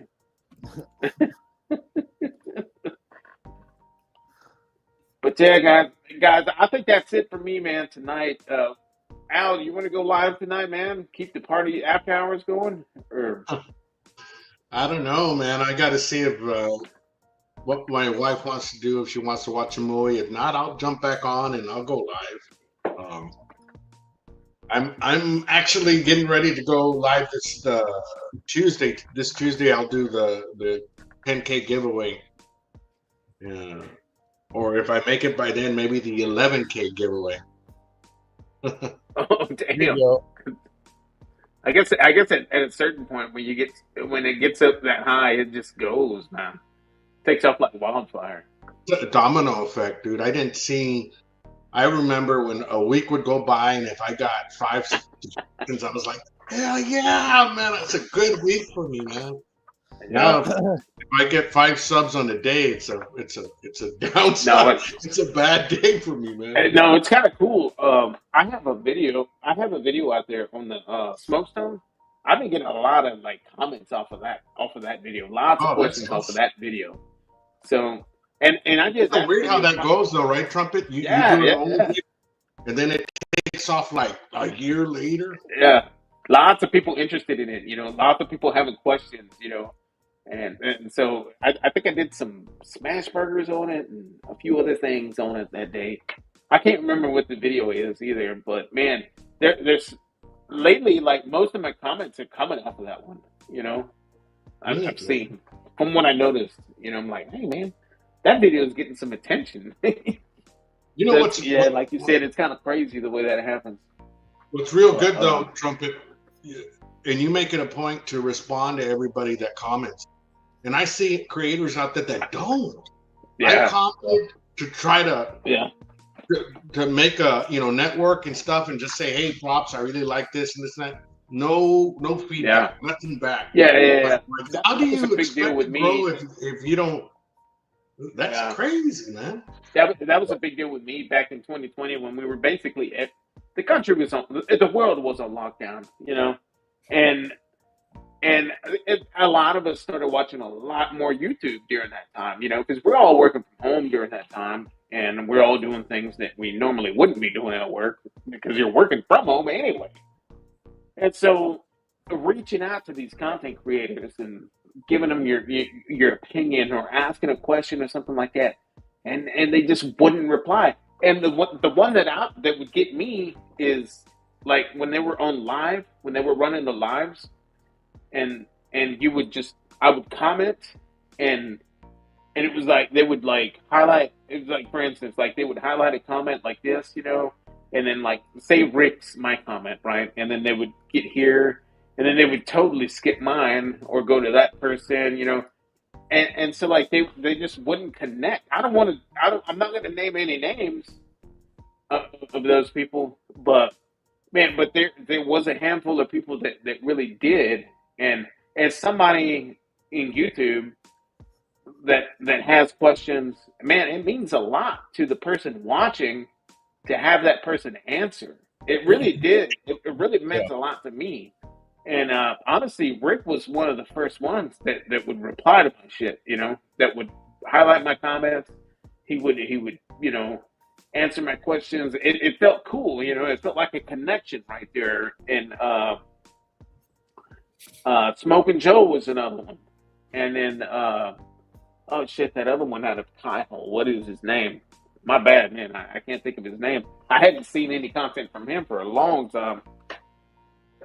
He was one of them. And then Dead Broke gave me quite a bit of love on his lives on Sunday nights, Dead Broke BBQ, when he was doing his lives. But yeah, that meant a lot, that gave me confidence. That gave me the fuel, the fire that I needed to, maybe I can film my shit and post it, and so that made me kind of do that, like you said, the snowball effect. It made me, I'm going to try this. I'm going to do this. I'm going to film it like this. Yeah, my editing shit sucked in the beginning videos. And even today, I'm not saying that it's any good, but it's a hell of a lot better than in the beginning. But yeah, that means a lot. So I make it a point to, I 100% reply to everybody's comments as much as I can. If I'm on my phone and I hit a note and it highlights me that I got a notification, I'll get it and I'll reply to that person. Or if I'm sitting here editing something, or if I'm working from here and I see people commenting, I'll comment. I don't ignore anybody's comment. I think maybe there's a couple of comments that I missed, but that's only because I 100% really missed them. I don't think I have, though. I think I've replied to everything. I think that's really important. Comments I don't reply to are the negative ones, or they're being real sarcastic or something. I'm not going to start a fight on YouTube. I'll just let it. I replied to those too. I got one today.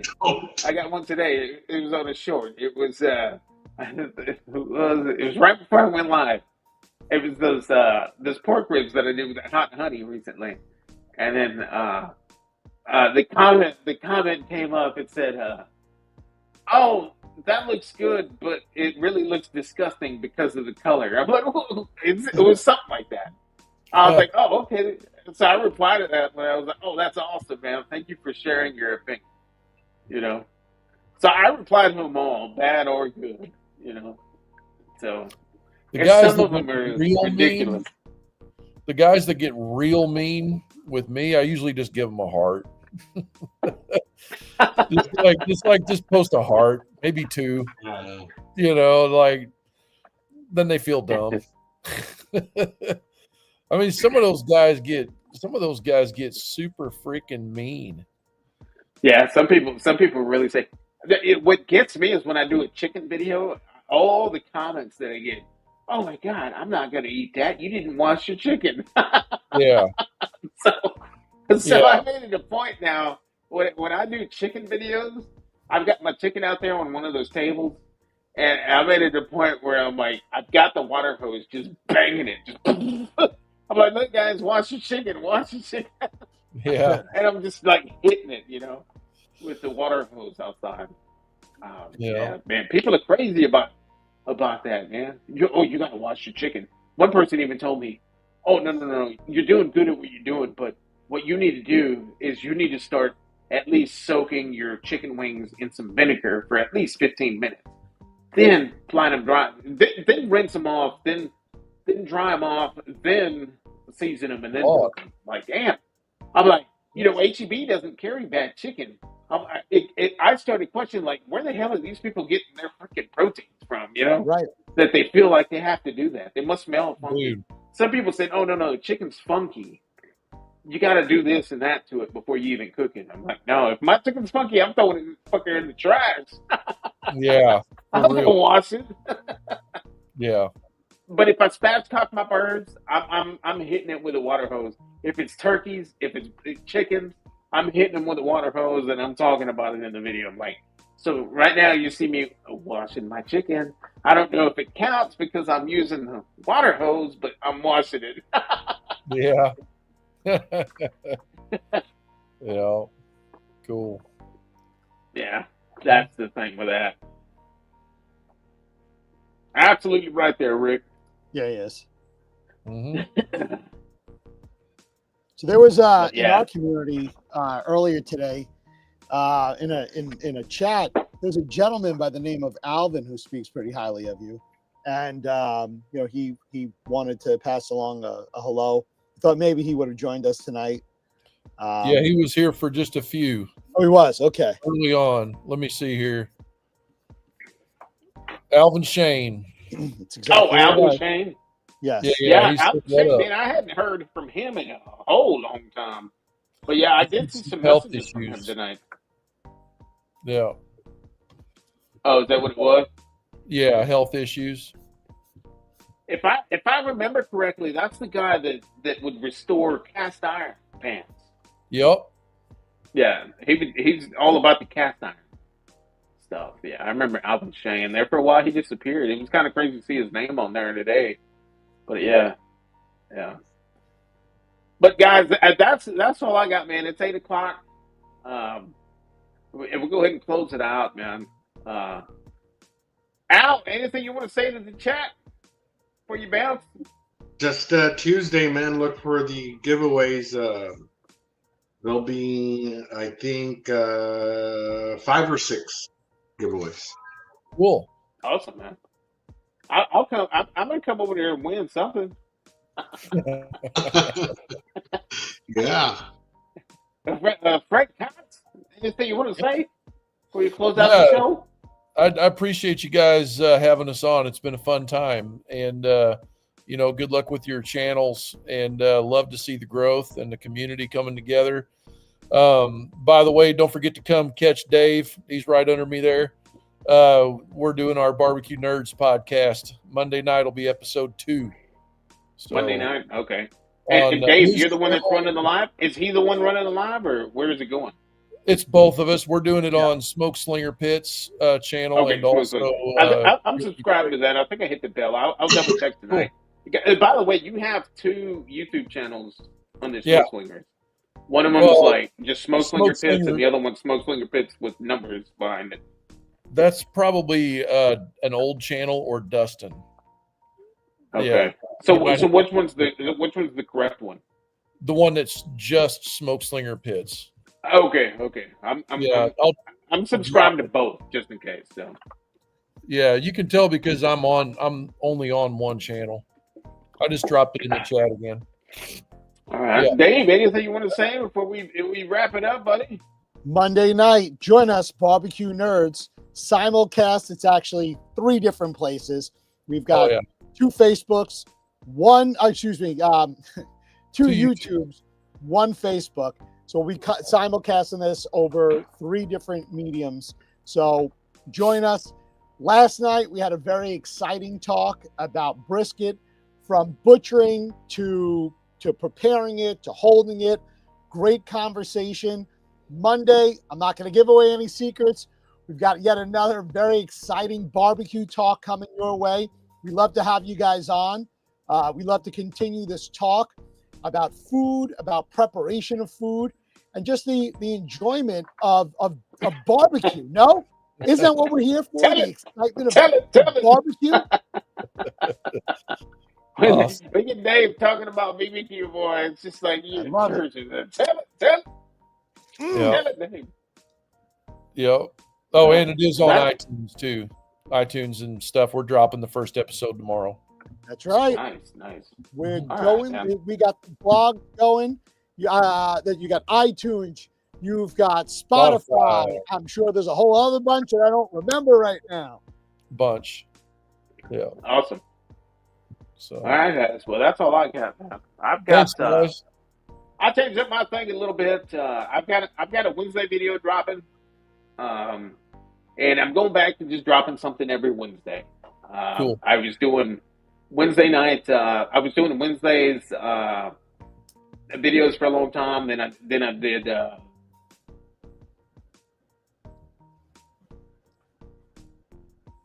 Shorts. Lost him. Oh, there he is. Oh wow. Okay. And so I'm going back to just dropping once a week, every Wednesday. So that's all I got going on, and that starts this week. So we'll see Cool. you guys there. All right, buddy. All right, dude. Yeah, y'all take care. Al, we'll Yep. catch up, buddy. Man, it's been a minute. Good to see you. And Here, when you talk to Chewy, tell him I said hello, and I hope he pulls through. Seriously. Most appreciated. Guys, Meat it's been a stick. good night, man. Cheers. Cheers. Yeah, man. Take care. Salute. Thank you, guys. Yep. Meat Stick, it was good to have you here tonight, too, buddy. Appreciate you being here tonight, man. Awesome time. It's been a while. But we'll catch up, too, man. Can't wait to see you in March, man. It'll be a good time. Yep. Great. It'll be awesome. See ya. All right, Frank. Cox, we'll see you soon, buddy. Y'all take care, man. The chat, we're going to close this out with another intro. Y'all take care. 5, 4, 3, 2, 1. See y'all on the next one. Just catch up on these comments real quick. The Moose, Smoke Slinger, good night. Good night. Take care, Mr. JD.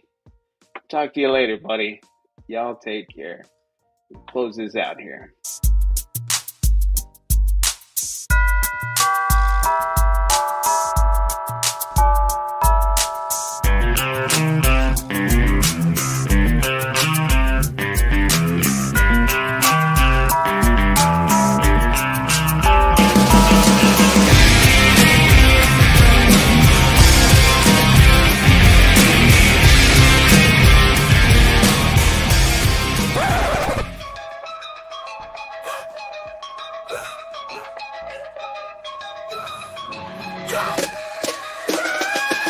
Saturday's here like that flame. Trumpetmaster, show no shame. BBQ talk, grilling heat. Beer in hand, nothing beat. 77 got the grooves. Watch him move, break all rules. Charcoal smoking, rubs in hand. Saturday thrill, devil's plan. Come hang out, let's have a drink. Talk some barbecue, make you think. Saturday's here, we fire it up. Trumpetmaster, fill that cup, yeah. Who's got brisket, who's got steaks? Smoking secrets, hot sauce breaks. Turn up heat on that grill. Beer so cold, gives you chill. Come hang out, let's have a drink. Talk some barbecue, make you think. Saturday's here, we fire it up. Trumpetmaster, fill that cup, yeah. Who's got brisket, who's got steaks? Smoking secrets, hot sauce breaks. Turn up heat on that grill. Beer so cold, gives you chill.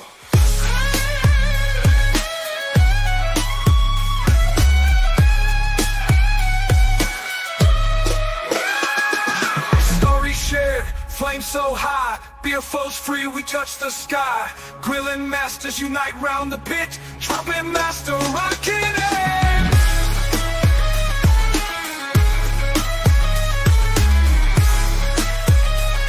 Yeah!